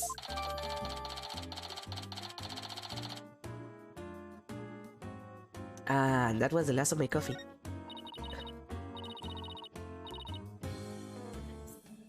Well, see you around, scary lawyer lady. That was really impressive, Athena. What's next? Well, I'd like to talk to Hugh or Robin if possible. Okay, let's walk around and see if we can find them. Okay, but Apollo, shouldn't we check the incinerator, considering like that was important? And also there's like this clear like damage side of the building where the art class, like the art club is located, that is kind of important. Are we not gonna like take account of that? Apollo, that's important. This is bullshit. Let's just enter our room. October 25th, Demons well, here it is, the room where the grisly crime occurred. Let's start looking. Stop right there! This is an active crime scene. No personnel allowed. What? Can you make an exception? You won't even notice where. Freeze! I don't think so. No exceptions. Now move along. Nothing to see here. He doesn't seem very accommodating this time. Let's try again later. God dang it. Thank you too for... Let's see. Please let it not be Robin. I need that rest for my throat. October 25th, Siemens Legal Academy, first floor hallway.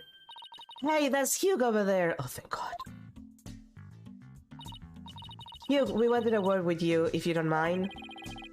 If it was Mr. Roy, then sure, but you two? Meh. I knew it. There's a hint of discord in Hugh's voice. You're not getting up that easy. After all, you're a possible suspect, plus you actually confess in court. Whatever. So what do you want from me? We'll make it brief. I don't have a lot of time, but I assume you don't either. How about your confession today? You weren't serious about that, were you? Let's just say I had no choice thanks to a certain lawyer who failed to get the job done. So you're really prepared to take the blame for this? Not gonna happen. The voice on the tape is female, so that rules me out. Let's put it this way, you don't actually believe that ridiculous play on words, do you? Well, my confession is just like that, a means to an end, or as we say around here, the end justifies the means. But I actually do believe that voice is shouting Hugo Connor. Juniper's confession was quite advantageous. God damn it, I couldn't read that word for some reason. Quite advantageous for the real killer. But if Robin or I were actually the killer, we wouldn't have confessed. It's that simple. Even you should be capable of such reasoning, or have I overestimated you? You'll make a great lawyer someday. I mean, you seem to enjoy getting under people's skin. Could Hugh and Robin's confessions really prove their innocence instead of their guilt? This is going to take some serious thinking on my part. It sure looked like Prosecutor Blackwell was twisting your arm to testify earlier today. Is that some sort of secret he's using against you? I have no intention of saying anything more. Now if you'll excuse me. Hold. I'm not through with you yet. It seems the rogue prosecutor has it out for me. Leave, and we just might discuss you-know-what. No, wait. I need a statement and Mr. Gould loses it. What's that all about? I changed my mind. I'll say and testify. You really are a rank amateur. Even if that were true, you think I'd open up to you? There is no denying it. That secret might be causing the discord in his voice. Then again, we have the same problem with Junie and Robin. You're just wasting your time and mine. Next question. About that meeting with Professor Court on the 23rd, why did she want to see you? I have no intention of telling you. You'll have to force it out of me any way you can. Do you have to do the evil background, like flashbang? Do you have to jump scare me with evil? Professor Min strikes again. Then again, Hugh is in the lawyer course. But didn't Professor Court used to say that the only good result is the truth? So why don't you drop this whole charade and just tell me the truth? The truth? How can you be so sure it will help you solve this case? The truth isn't necessarily your friend, nor Juniper's for that matter. No, you're wrong. I don't care what anyone says. I'm going to defend Junie the right way, using the truth. That's the only way to honor Junie's wishes and Professor Court's memory. I see. Very well, Miss Sykes. I'll testify tomorrow about that truth you're so interested in. Hugh, But...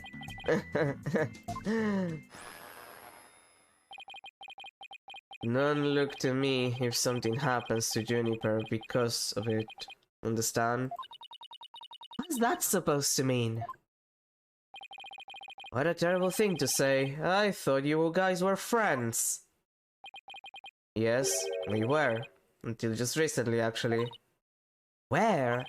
I already told Juniper, so I might as well tell you. I don't really care about her anymore. What? Why? Yes, I have my secrets. She has a side you've never seen. Juniper's not all sunshine and rainbows like you think she is. What are you saying? This conversation is over. I said I don't have a lot of time, and I meant it. Hugh, wait! He's gone. He doesn't care about her anymore. Why would he say that? I didn't go so well. I guess we'll just have to pin our hopes on his testimony tomorrow. Athena, what do you say we head over to the art room? Might be a nice change of pace. Hopefully the police have completed their investigation. Alright, we don't really have much time left anyway.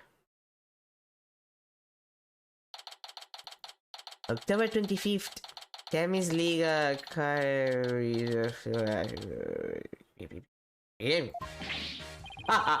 What if it isn't my little lawyer friends again? Thanks again for lowering the school banner for us earlier. Done mentioning helping those in need is what my brand of justice is all about. Right, so this art room was where the murder actually occurred? That's right, you can't see it with the naked eye, but there's blood on the floor. That area roped off in the middle of the room marks the spot. The police investigation is on, so if you want to look around, knock yourself out. How did your investigation go, by the way? Find anything new, Detective Fulbright? Good question. Unfortunately, the answer is nothing much yet. He sure is confident for having found nothing. But if we're talking outside of the art room, there has been a major breakthrough. Oh dear, unless I find out what it is, I don't know what I shall do. No need for theatrics, I was told I could fill you in on this one. Wow, you say right through me, Detective. I'm impressed. Looking to get arrested for murder beyond unwarranted flattery, are we?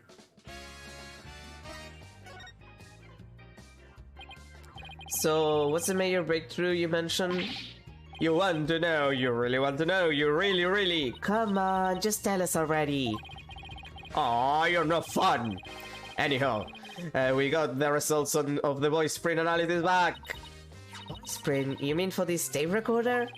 Exactly. The voice belongs to the suspect, Miss Wood, beyond a shadow of a doubt. See right here, they analyze the voice on the tape inside and out. Well, and you thought the voice on the tape was saying, Hugo Carter! Ha ha ha ha ha! Thanks for the good laugh, Miss Sykes. He's the last person I want laughing at me. And now there's evidence of Jennifer shouting you're a goner around the time of death.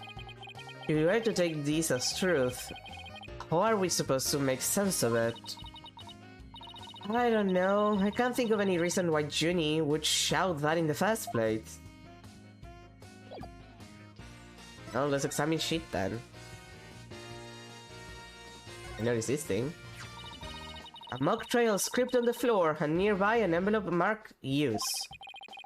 I wonder if Miriam's script was ever really inside that envelope. Let's see here, by Miriam Scuttlebutt. And the title is Rouge et Noir, Crimson Blood and Dark Judgment. I wouldn't take part in that mock trial if she begged me. Besides, there are special rules allowing the payment of bribes while court is adjourned. Oh, and you can bring in up to $3 worth of fabricated evidence. It also says, welcome to the darkest mock trial ever, where the end justifies the means. The prosecutor claims that this is the script that was supposed to have been used? But the script was selected by Professor Core, considering how much he valued the truth. I seriously doubt she'd pick a script entitled Crimson Blood and Dark Judgment. Whoa, you have the title memorized already.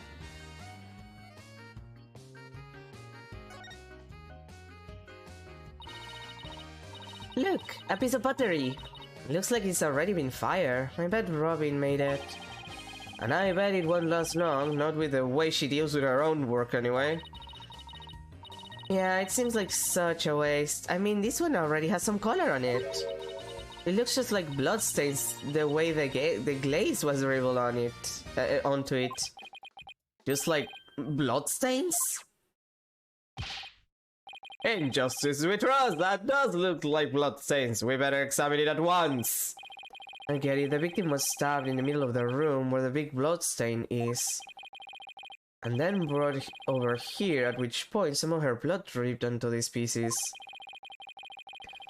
That means the body very well could have been dropped from this window. In the mock trial script, the body was dropped onto a mat. Then a ball cart was used to move it over to the stage. The maintenance area is below this room, and the storehouse there has a mat and a ball cart. So, even the moving of the body was carried out just like in the script.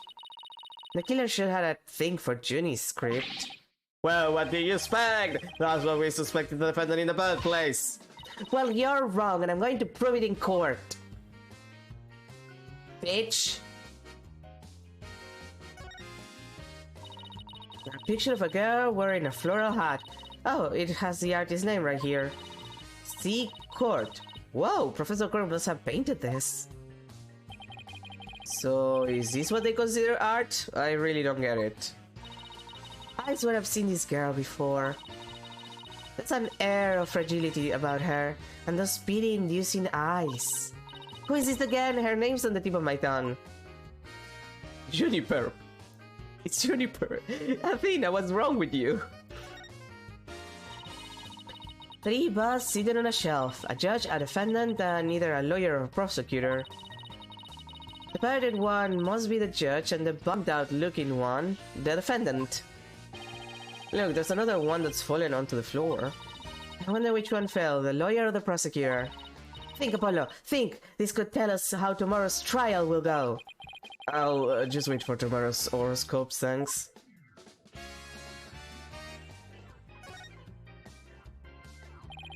Isn't that a mock trial script? Actually, there's a whole bunch of them here. Let's see, looks like everyone from the judge course submitted one. The victim Constant Court was the Fine Arts Club advisor, so she probably spent a lot of time up here in addition to her other duties. This isn't where I keep a bunch of scripts, but I wager that's how they wound up here. Poor, stressed out, overworked Professor Court. I know exactly how that feels. You must, because your desk always looks like a tornado hit it. You're one to talk, Apollo. Me? What about Mr. Right? Maybe we should rename the firm Right Stuff All Over the Place Agency.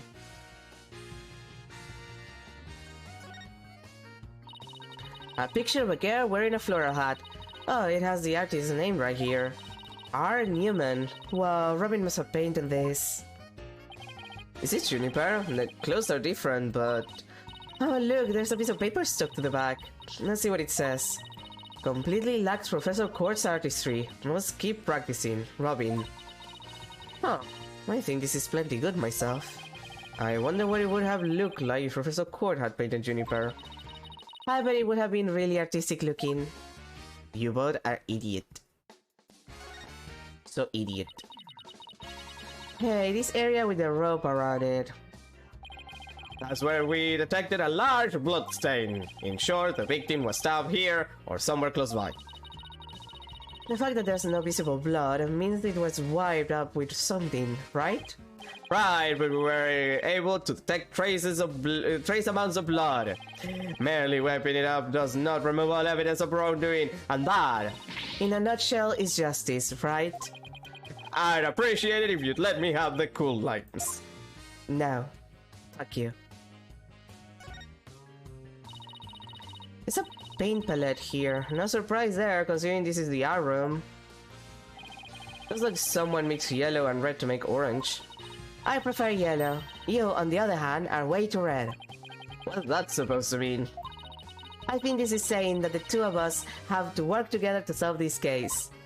Oh, what if this is Professor Scourt sending us a message from beyond the grave? What about the blob right next to it, the one with red and green? Maybe she's implying that you need more delicious greens in your diet. Are you saying Professor Court is watching over our dietary habits from the pearly gates? Maybe. Hey, it's gone. Remember that strange statue in the school camera photo? You're right. Wonder what it is. Robin's a member of the fine art clubs. Maybe she could shed some light on this.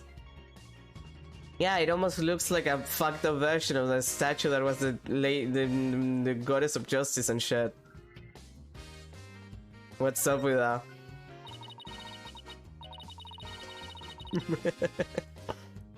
Some wire and a winch. So this is how they reel the banners in and out. There's a nice view of the stage from here. Prosecutor Gavin is still standing in front of that broken statue. It really wasn't you, Apollo. Don't worry, you can tell me. I won't tell anyone. Ugh, I'll never clear my name unless we catch the real culprit.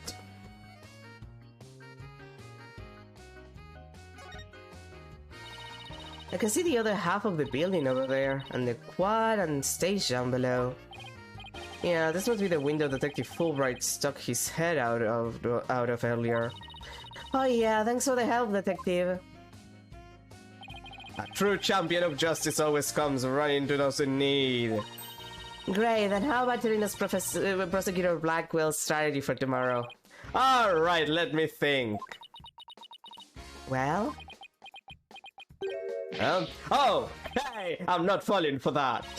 So close, I could almost taste it. This is the clock that created that major problem for Junie. Let's take a closer look. Don't waste your time, I checked it and it's 100% accurate. You sure? How you check it? Of course, I'm sure I compare it to my own watch, see? Detective Fulbright, didn't you notice that your watch had stopped? It has! This is unacceptable! We obviously can't rely on him. Let's take a look for ourselves. Let's see. Wait a second! He's ahead by 1 whole hour! Well, Detective? But this clock must have also been an hour ahead when this photo was taken. If so, that would fit perfectly with Junie's testimony. Prosecutor Blackwell won't like this. I almost feel sorry for the detective. Almost. You can at least pretend to feel sorry by wiping that big grin off of your face. Wait just a minute, the clock is an hour ahead right now, sure, but what proof do you have that it was running ahead on the day of the crime? That's a good question. Wait, I think I just might have something. Detective Fulbright, you would agree that there is a moon outside this window, right? Sure, a nice crescent one, like something out of a picture book. But if you look at that window in the back with the winch attached to it, you see that the only view to be had is the opposite side of the school building. Oof, then what's this moon doing there? I wonder. Prosecutor Gavin, you were scheduled to perform at the school festival, weren't you? That's right, but I hadn't seen the stage until yesterday. That backdrop with the starry sky and big crescent moon isn't half bad. Isn't this the same as the one painted on the stage backdrop?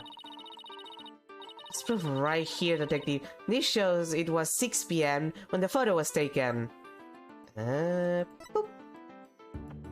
Take that! I know what this moon really is. If you look at this photo, you'll know too. It shows where the moon in the photo came from and the truth of Junie's testimony. What? Where? Where does it show that? If you look right here, it will all become crystal clear. Yeah, this thing. Take that! They were still prepping the stage, so its backdrop wasn't in place yet. This photo shows them in the process of moving the backdrop into position. I can see that. That's the big board hanging here. The size matches too. But there's no picture. That's a crucial detail. It is, but I believe that what we're seeing in this photo is the back of the board. The back of the... That's right, and around 6 p.m. when this was taken, a photo of that same board was being taken from the front. What do you mean the front? The front is against the wall. That's where you're wrong. What about the window? Remember how we said the moon shouldn't even exist in this photo? Take a good look. Are you suggesting the moon is the one on the backdrop? Exactly! In short, this photo was taken while the bathroom was being moved. And as you can see here, it was around 6 when the bathroom was being set in place.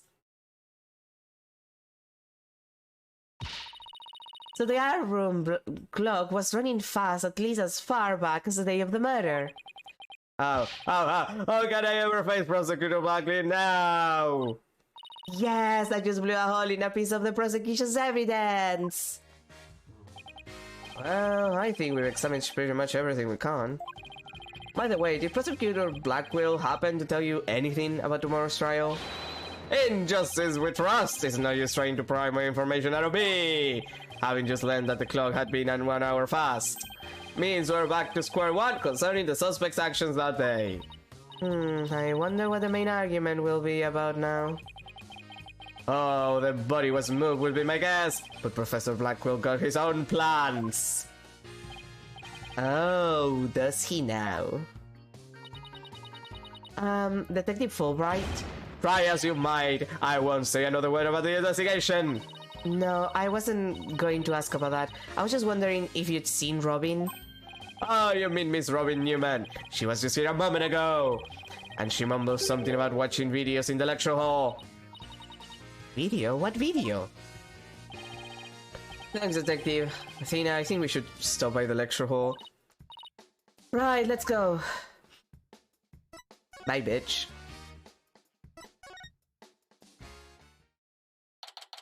October 25th. Emmy's Legal Academy. Third floor lecture hall. There she is, Robin! Hey, Robin! Athena, Apollo. What are you watching there? It just so happens to be a video for the mock trial. I had to use a bit of coercion to get it, but the end justifies the means, right? There it is again. Professor Means sure has a lot of influence around here. Care to look into the true connection between the murder and the mock trial with me? Sounds great, But do you mind if we ask you some questions first? Sure, I'll tell you anything you W-A-N-T. About your confession today, why'd you do it? Because Jennifer hasn't done anything wrong. I had to stop the trial by any means possible. Right, the end justifies the means. So you're a follower of Professor Means too. Professor Means is a wonderful teacher, as was Professor Court. I like them P-O-T-H. He brushed that one off like a pro. But with that style of justice, you're on the risk of breaking the law. Well, I'm prepared to quit school because of this case. What? Why? I want to be an artist. That's what I really want, man. But now my parents forced me to study to become a prosecutor. If the trial went south, you'd have to drop out and give up on being a prosecutor. That's what you're really after, isn't it? Uh-huh. Talk about someone who literally changes at the bat of an eyelash. I guess she's been dealing with her own problems too. That totally makes sense. Yeah, I suppose so, but that doesn't make what she did right. Will you tell us about what you were doing on the night of the murder? Finishing a statue, I was on the stage until the last bell. I just noticed that the little like green stain on her headband It's shaped like a penis. I just noticed that it's shaped like a penis. God fucking damn it. That's right, you made the statues of Mr. Wright and Prosecutor Gavin, didn't you? Oh, yes, yes I did, one of them. This is just a formality, but can you prove you were making the statues at the time? And I prove it! You think I'm the killer now? No, that's not what I meant. But Hugh and Robin were still at school after 7 p.m. Neither of them can prove exactly what they were doing.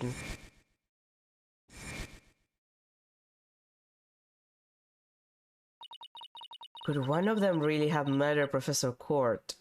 No, Athena, it's definitely Professor Means. Why are we avoiding why are we avoiding blaming the professor here? He doesn't have an alibi. He doesn't have anything. And you're just ignoring it.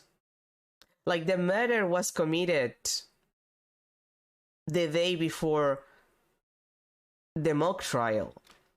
He could have an accomplice to move the body and do the murder himself. Like, how can we ignore this?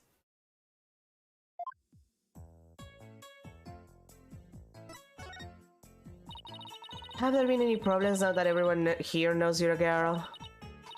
No worries there. I discussed the matter with Professor Court some time ago. I told her I wanted to let everyone know I was really a girl. And just today I found out that she spoke with the school administration on my behalf. Whoa, they must really like you. I know, right? But now I can finally be myself here at school. Yeah, see, this makes more sense if she's a trans woman. I have to hide the fact that I love girly clothes. That's why, Athena, I simply must have these, and these by any means possible. What? But this is evidence we need for the trial. Sorry, but no can do. Aww, don't be a party pooper, Athena. Come on, please, please. Stage costume related evidence taken in classic and justify the mean styles. Oh, damn it. Anyway, thank you again, Athena. Thank you for revealing who I really am. I wanted everyone to know before the snitch found out. The snitch? Sounds like a new lead. There's a rumor going around that one of the students here is a snitch. I hear they're watching everything we do, our activities, our relationships, our interests. I'm reporting it all to one of the professors. But why would anyone do that? That's kind of fucked up. Officially, I here is to seek out misconduct among the student body. But rumor has it, it grades, what? Oh, okay, I'm reading like shit. But rumor has it grades were being brought and so, through the surveillance network. That's bribery! The situation of Themi's legal academy is worse than I thought. All of this is important stuff. I still want to ask about that thing in the art room. I'll have to present some evidence to show her what I'm talking about, though. Let's see, what was it?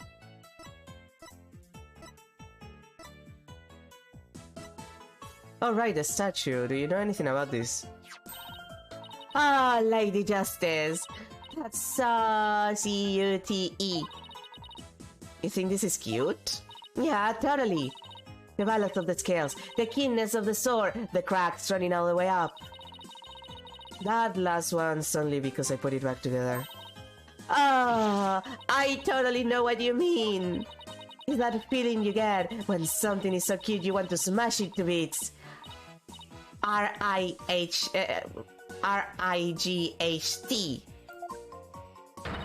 Ah! Sorry, but that sounds more like a case of the crazy than fondness for the cute. So not that. I guess the photos then. Ah man, that's my blood, sweat and tears in a pile of rubble right there. Why not make the statues again? I'm sure the two of them would be delighted. Yeah, I could totally do that. And this time... I'm gonna make them even more realistic by making full body molds of my models. With the clothes on or without the clothes on?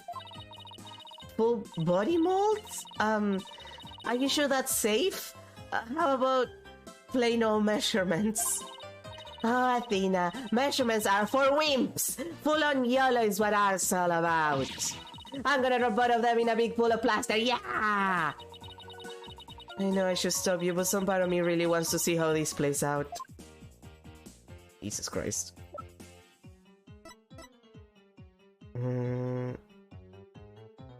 What am I supposed to give you? My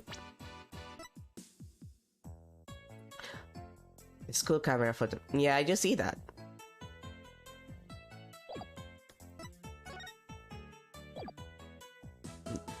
Wasn't that what I just gave you? Oh, this one. I thought it was the other one. I'm an idiot. Robin, I just remembered something I wanted to ask you. This photo shows a piece of art on the table. Do you know what it is? Whoa, whoa, whoa, wow! Look at that unique artistic sense. That has to be one of Professor Court's creations, man! Professor Court's artistic sense? Professor Court's artistic sense. That's a tough one. I'd say it's avant-garde and very eclectic. In other words, it's weird and all over the place. Come to think of it, that strange-looking painting in the art room was one of Professor Court's works, wasn't it? The statue in that photo was originally a statue of Lady Justice. Lady Justice? Professor Court had planned on placing it on the judge's bench in the lecture hall. But the day before the mock trial it broke while she was polishing it. She said she'd take it back to the art room and try to fix it somehow. So this is a statue in its proper state. You bet! Just look at that wild silhouette. Wow, it's so C-U-T-E. I don't get it. Do you have to be an artist to appreciate stuff like this? No, but it helps. Athena, the Lady Justice that you put back together on that stage. Alright, I didn't realize before because it was in species, but before it was smashed, maybe it didn't look like Lady Justice, but more like it does in the photo. But what in the world was it doing on the stage? Well, I think that about covers it. Okay, then how about watching the mock trial video with me? What do you say? Sure, sounds good to me. So, how do you want to watch it? All classroom desks at this school have their own built-in computer, you know. Whoa, this place is definitely a lot cushier than I thought. I thought you guys are in a hurry, so I'll just fast forward to the important parts. Let's start with the professor's pre-trial speech.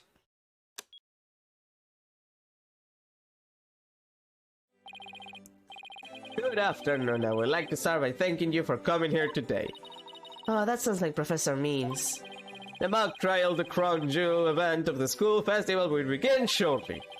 Is the camera like this the whole time? Yeah, it's in a fixed position in front of the stage. When I was a student, I too could hardly wait for this day to come. How come teacher speeches always make me so sleepy? Let's just skip to the end of his speech. Now, let the mock trial begin. Hey, what's the deal here? Question is so large in this shot. Looks to me she could right in front of the camera. Juniper was also in charge of the audio. Even though she was already playing a part in the mock trial itself? She had to do it to keep the script details secrets. She was all over the place that day. When she wasn't in the trial, she was in the audio control room dealing with the music. Oh, so this is what the lecture hall looks like. Looks like there's a judge's bench back by the screen and a witness stand up front. What about those balconies with the professor's names on them? Those are the faculty seats. Professor Means and Professor Court were in charge of scoring the mock trial. Well, well, well. I see those stairs there, Professor Means. You clearly guilty bitch. Okay, let's fast forward this a bit. And that's why the defendant is definitely guilty! That was me, can you tell? Objection! A frail could use her bare hands to stab her professor with an arrow. I don't think so. You read that line in the Mug trial, Apollo, but you made it sound kinda weird. Cut me some slack. It was my first time reading the script. I think Juniper's going to speak next. I didn't do it. I had suffered a breakdown and pretty much lost it. It's true I shouted you're a goner, but I didn't mean it. Whoa, what an emotional performance. She'd put a real actress to shame. Wait, could you go back and play that scene again? You really think that's necessary? I didn't do it. I had suffered a breakdown and pretty much lost it. It's true I shouted you're a goner, but I didn't mean it. Stop, do you hear that? I think you're onto something. Let's play that last part again. I don't follow. What are you guys so excited about? I think this piece of evidence should explain it. And to show Robin, a piece of evidence that links the line we just heard to the case. Take that! I'm sure you remember this. It contains a female voice shouting a violent threat. I'll play it for you. You're a gunner! The voices and performance do sound similar, but I can't believe this is happening. It's just a possibility, but if the voice on this tape is really a recording, one made from the mock trial video, then that means this evidence was fabricated. They didn't get to do a voice print analysis in time for court today. That's why the gender of the voice became so important. And if the real killer had foreseen that gender would become key in today's trial, he would have tried to deflect attention away from himself by making the suspect female. So basically, the only one with something to gain from doing this is our sole male suspect. Athena, for the love of God! Athena!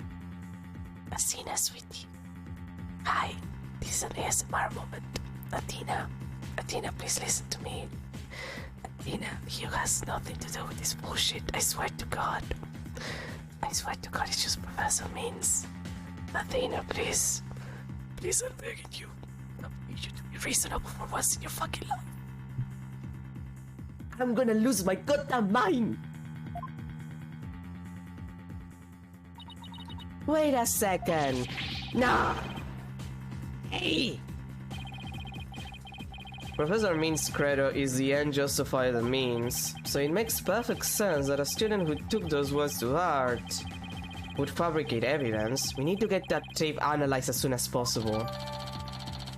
Tape recorded, updating the call record. Of course. Allow me to assist you with that.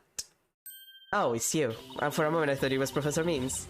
Prosecutor Gavin! At least make some kind of noise so we know you're there. Like, put your, theme song on the background or something. Like Virgil, every time that he appears, it just plays like, his theme music. Let's go big or go home with Rockstar entrances, Frolen. Timing is everything. Let me make a copy of that tape right now, and I'll get you the results as soon as I can. I trust that would be alright. Very much so, thanks! And then he left, immediately. Well, Athena, it's almost sundown. Isn't it about time we head over to the detention center? I think Jenny will agree that this is something that could prove her innocence, but will her heart really be open to accepting it? She would be if you come up with the fact that it's definitely not Hugh and it's like a completely unrelated motherfucker. Athena, I'm begging you.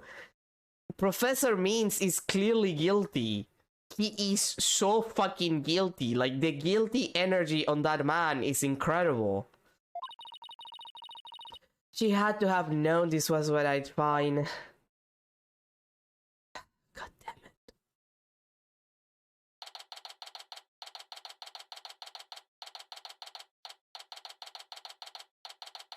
Good for it.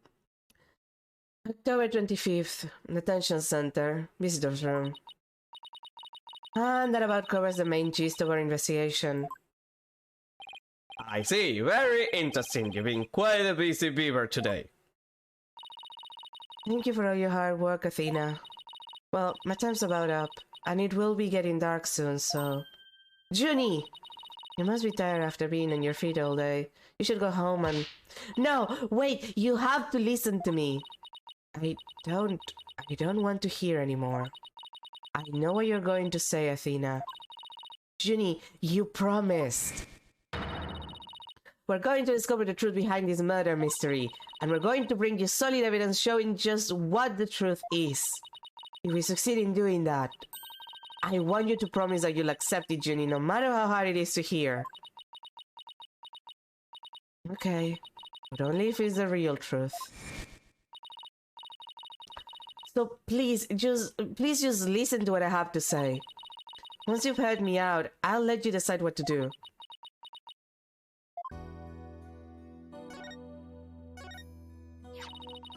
The voice in this recording has been proven to be yours, Junie. And in a mock trial video, we can hear you reading your line from the script. I haven't both of them analyzed now, but from what I can tell, the voices are the same. And the only one who'd benefit from faking the voice recording would be Hugh. That doesn't make any sense. I mean, Hugh confessed in order to protect me. It may sound strange, but his confession is a ploy to make himself look less suspicious. In other words, he was just pretending to protect you. Besides, his confession came after you and Robin had already confessed. If he hadn't confessed right then as well, wouldn't that have seemed a little suspicious? Say what you will, Athena, but none of us would hurt a fly, let alone kill someone. And that's why you should be looking at other people like Professor means. But you're not doing that, because you're being dumb about this. Hugh is a gifted student, he gets outstanding grades and never causes trouble. Wait, Athena. My bracelet reacted just now. It did? But why? Junie, can you look me in the eyes and repeat what you just said? None of us would hurt a fly, let alone kill someone. He is a gift of students, he gets outstanding grades and never causes trouble. Now I'm sure of it, she's lying. Well, well, well.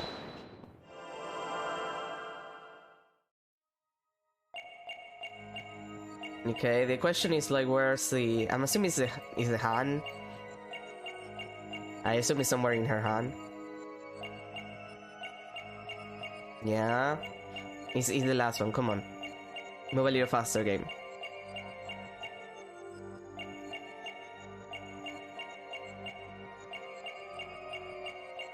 Wait, really?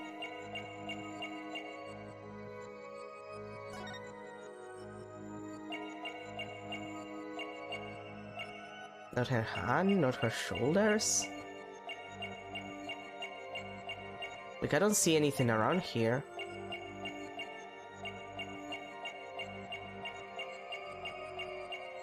Yeah? What am I looking for?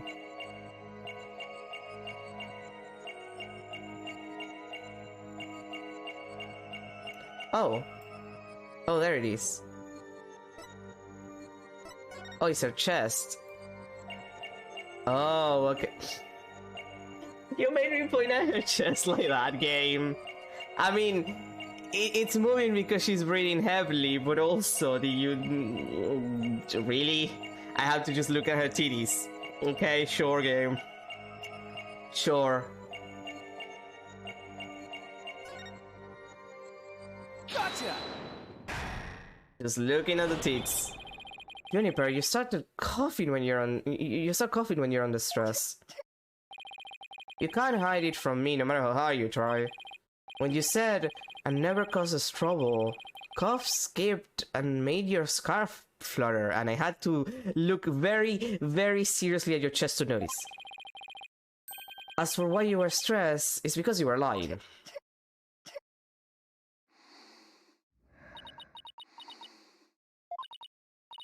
Jenny, you're trying to hide Hugh's connection to this case, aren't you? And I believe that also ties into a secret about yourself. A secret? About me? I don't understand. I already told Juniper, so I might as well tell you. I don't really care about her anymore. What? Why? Juniper's not all sunshine and rainbows like you think she is. He ended their friendship after he found out about Junie's secret, which means Hyuk must have felt betrayed by Junie, making her...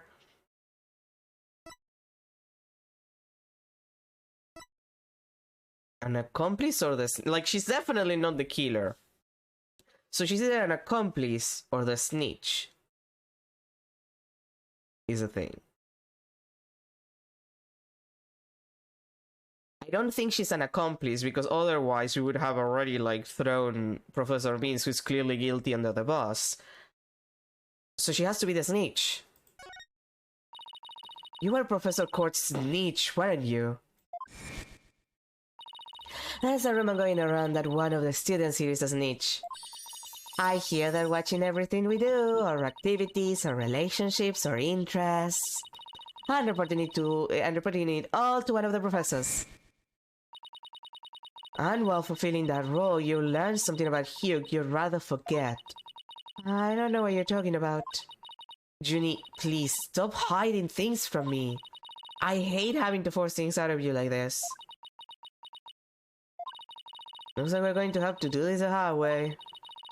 Time to review the evidence and see if I can prove my hypothesis. I must have something that proves Junie is a snitch and Hugh's connection to the case. The scrap?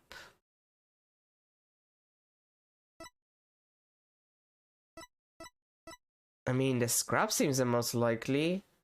Otherwise... I guess it's a like...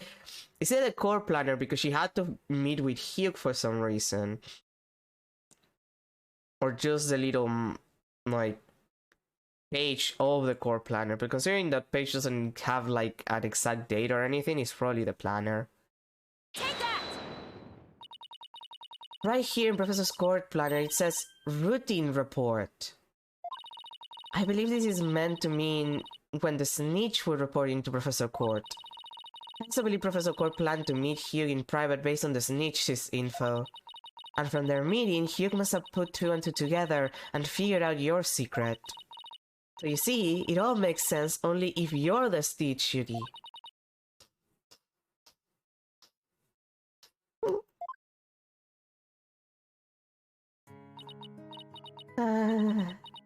Forgive me, Thina.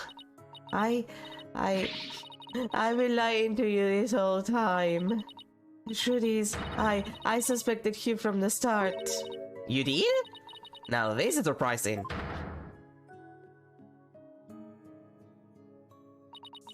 I'm so sorry. I've talked about friendship so much, but I've been a terrible friend. Juniper, I don't have that special kind of hearing that Athena does. But I don't need it to sense the pain you're feeling inside. And its intensity is directly proportional to how you feel about your friend. Am I right? Apollo. Please, Junie, tell me why you suspected Hugh. I have a feeling that will be the key to getting to the bottom of this whole case.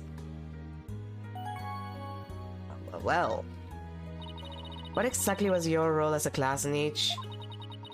Professor Coy had told me how Academy alumni had strayed from the path of justice. the dark age of the law, huh? He didn't want any more of our students going astray like that. But few others at the Academy share her view. I thought her ideas were beautiful, though sad and unrealistic. She asked you to be her eyes and ears, didn't she? I used to report to her once a month about any wrongdoings I'd seen or heard about. And that report session in her planner, the one from October 22nd, was a part of that. Yes, that's when I reported Hugh to Professor Court. She snitched on her own friend? And you know what they say, snitches get stitches. I had accidentally overheard Hugh talking. What did you hear? He was talking to someone on the phone. I think it was one of his parents. What were they talking about? Something about having paid money for good test scores. I only ever heard him talking, so I never did find out who the money was going to. What? That's bribery! Hugh was buying his way through school. If that's the case, then that evidence that always seemed out of place might actually be about his secret. Which one? What's the evidence I'm thinking of? Wait, this thing? Or like... the autopsy report, the mock trial... Yeah, no, it has to be like this thing, the scrap, right? Take that! We found this while we were investigating in the stage. It's got Hugh's name on it. I didn't know what the number meant at the time, but now that I'm hearing about bribes, it must mean that a bribe of 120 grand was to be paid in October. What's more, take a look at this mark. The same mark is on the pages of Professor Squart's planner. Hey, you're right! Wait, but why would Professor Court have that kind of information in her planner? You don't really think the person who was taking the bribe money was... It's just a possibility at this point, but it may indeed have been Professor Court. But... That's impossible! She'd be the last person I'd ever suspect of accepting bribes. Now me, I will accept any bribe you give me. What? Nothing, I said, nothing at all. Like I said, it's just a possibility, but a rather good one. Maybe the private talk had to do with the possibility of the bribery being exposed, and what started out as a little argument soon got out of hand. It's not your fault, Junie. Anybody would have suspected Hugh if they knew what you knew. No, I don't believe that alone would have driven him to murder. There's another reason why I suspected Hugh. You've got to be kidding me. There's another reason. Oh boy, what is it? I saw Hugh around 7 PM the day before the mock trial. Oh, so she's finally ready to talk about that. When I saw him, he's...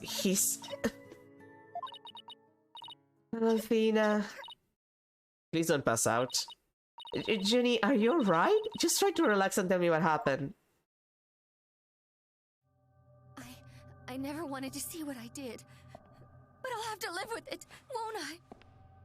In that hallway, Hugh's hands...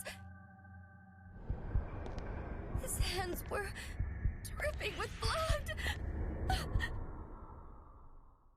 Okay. His hands were dripping with blood.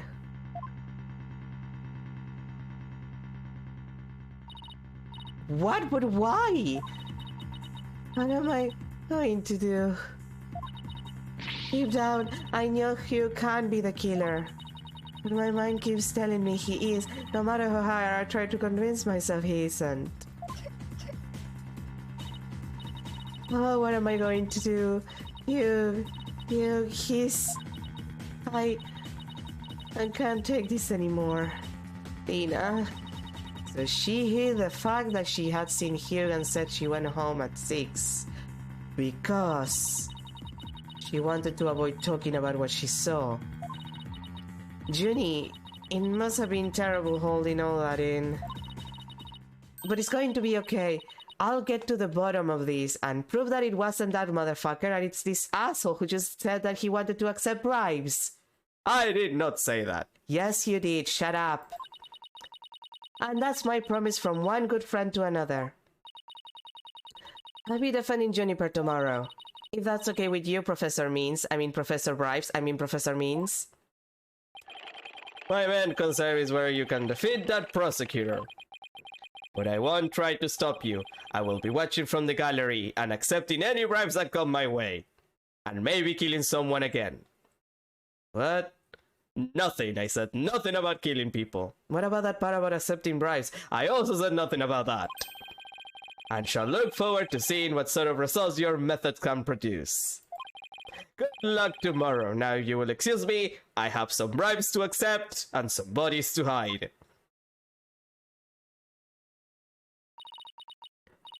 Tina, I'm sorry. I really mean it. I wish I had trusted you from the start. You have to uncover the truth tomorrow. I know you can do it. Don't worry, we already know that the prosecution's key piece of evidence is fake. And also the guy just confessed to murdering people, so I think we're gonna be fine. And thanks to you, we figured out the motive too. Let's give this our best shot, Athena. Let tomorrow be the day Juniper walks free. I wouldn't have it any other way. You should be all ready now. What could possibly go wrong this time? Athena, that's how you get things going wrong. That's literally how you say, like that's a red flag, honey. Still, there's this strange, uneasy feeling I can't shake. I better be imagining it. It's me!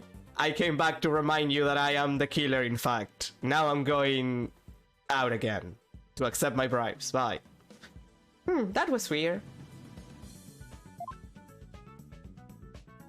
It's probably nothing. And we're 15 minutes over time, so we're ending today. That's gonna be everything for today. And tomorrow we're finishing this trial. Thank the Lord.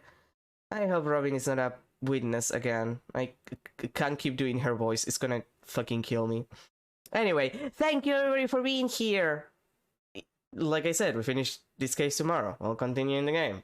And then on Sunday, probably more blueprints. I'll think about it.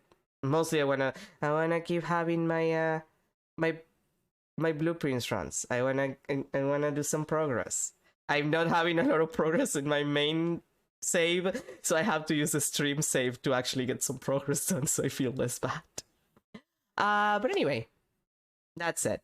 Thank you everybody for being here again. Have a good rest of your day, a good start to your weekend, and a good end to your week. And I'll see you tomorrow for most of Apollo Justice, the Ace Attorney trilogy, except if Phoenix Wright, Ace Attorney, Dual Destinies. The titles get so long, and I don't understand why they decided to do this. They could have actually called it Apollo Justice, Ace Attorney, Dual Destinies, or just Ace Attorney, Dual Destinies. I don't understand. I don't understand those choices. Well. Bye, everyone.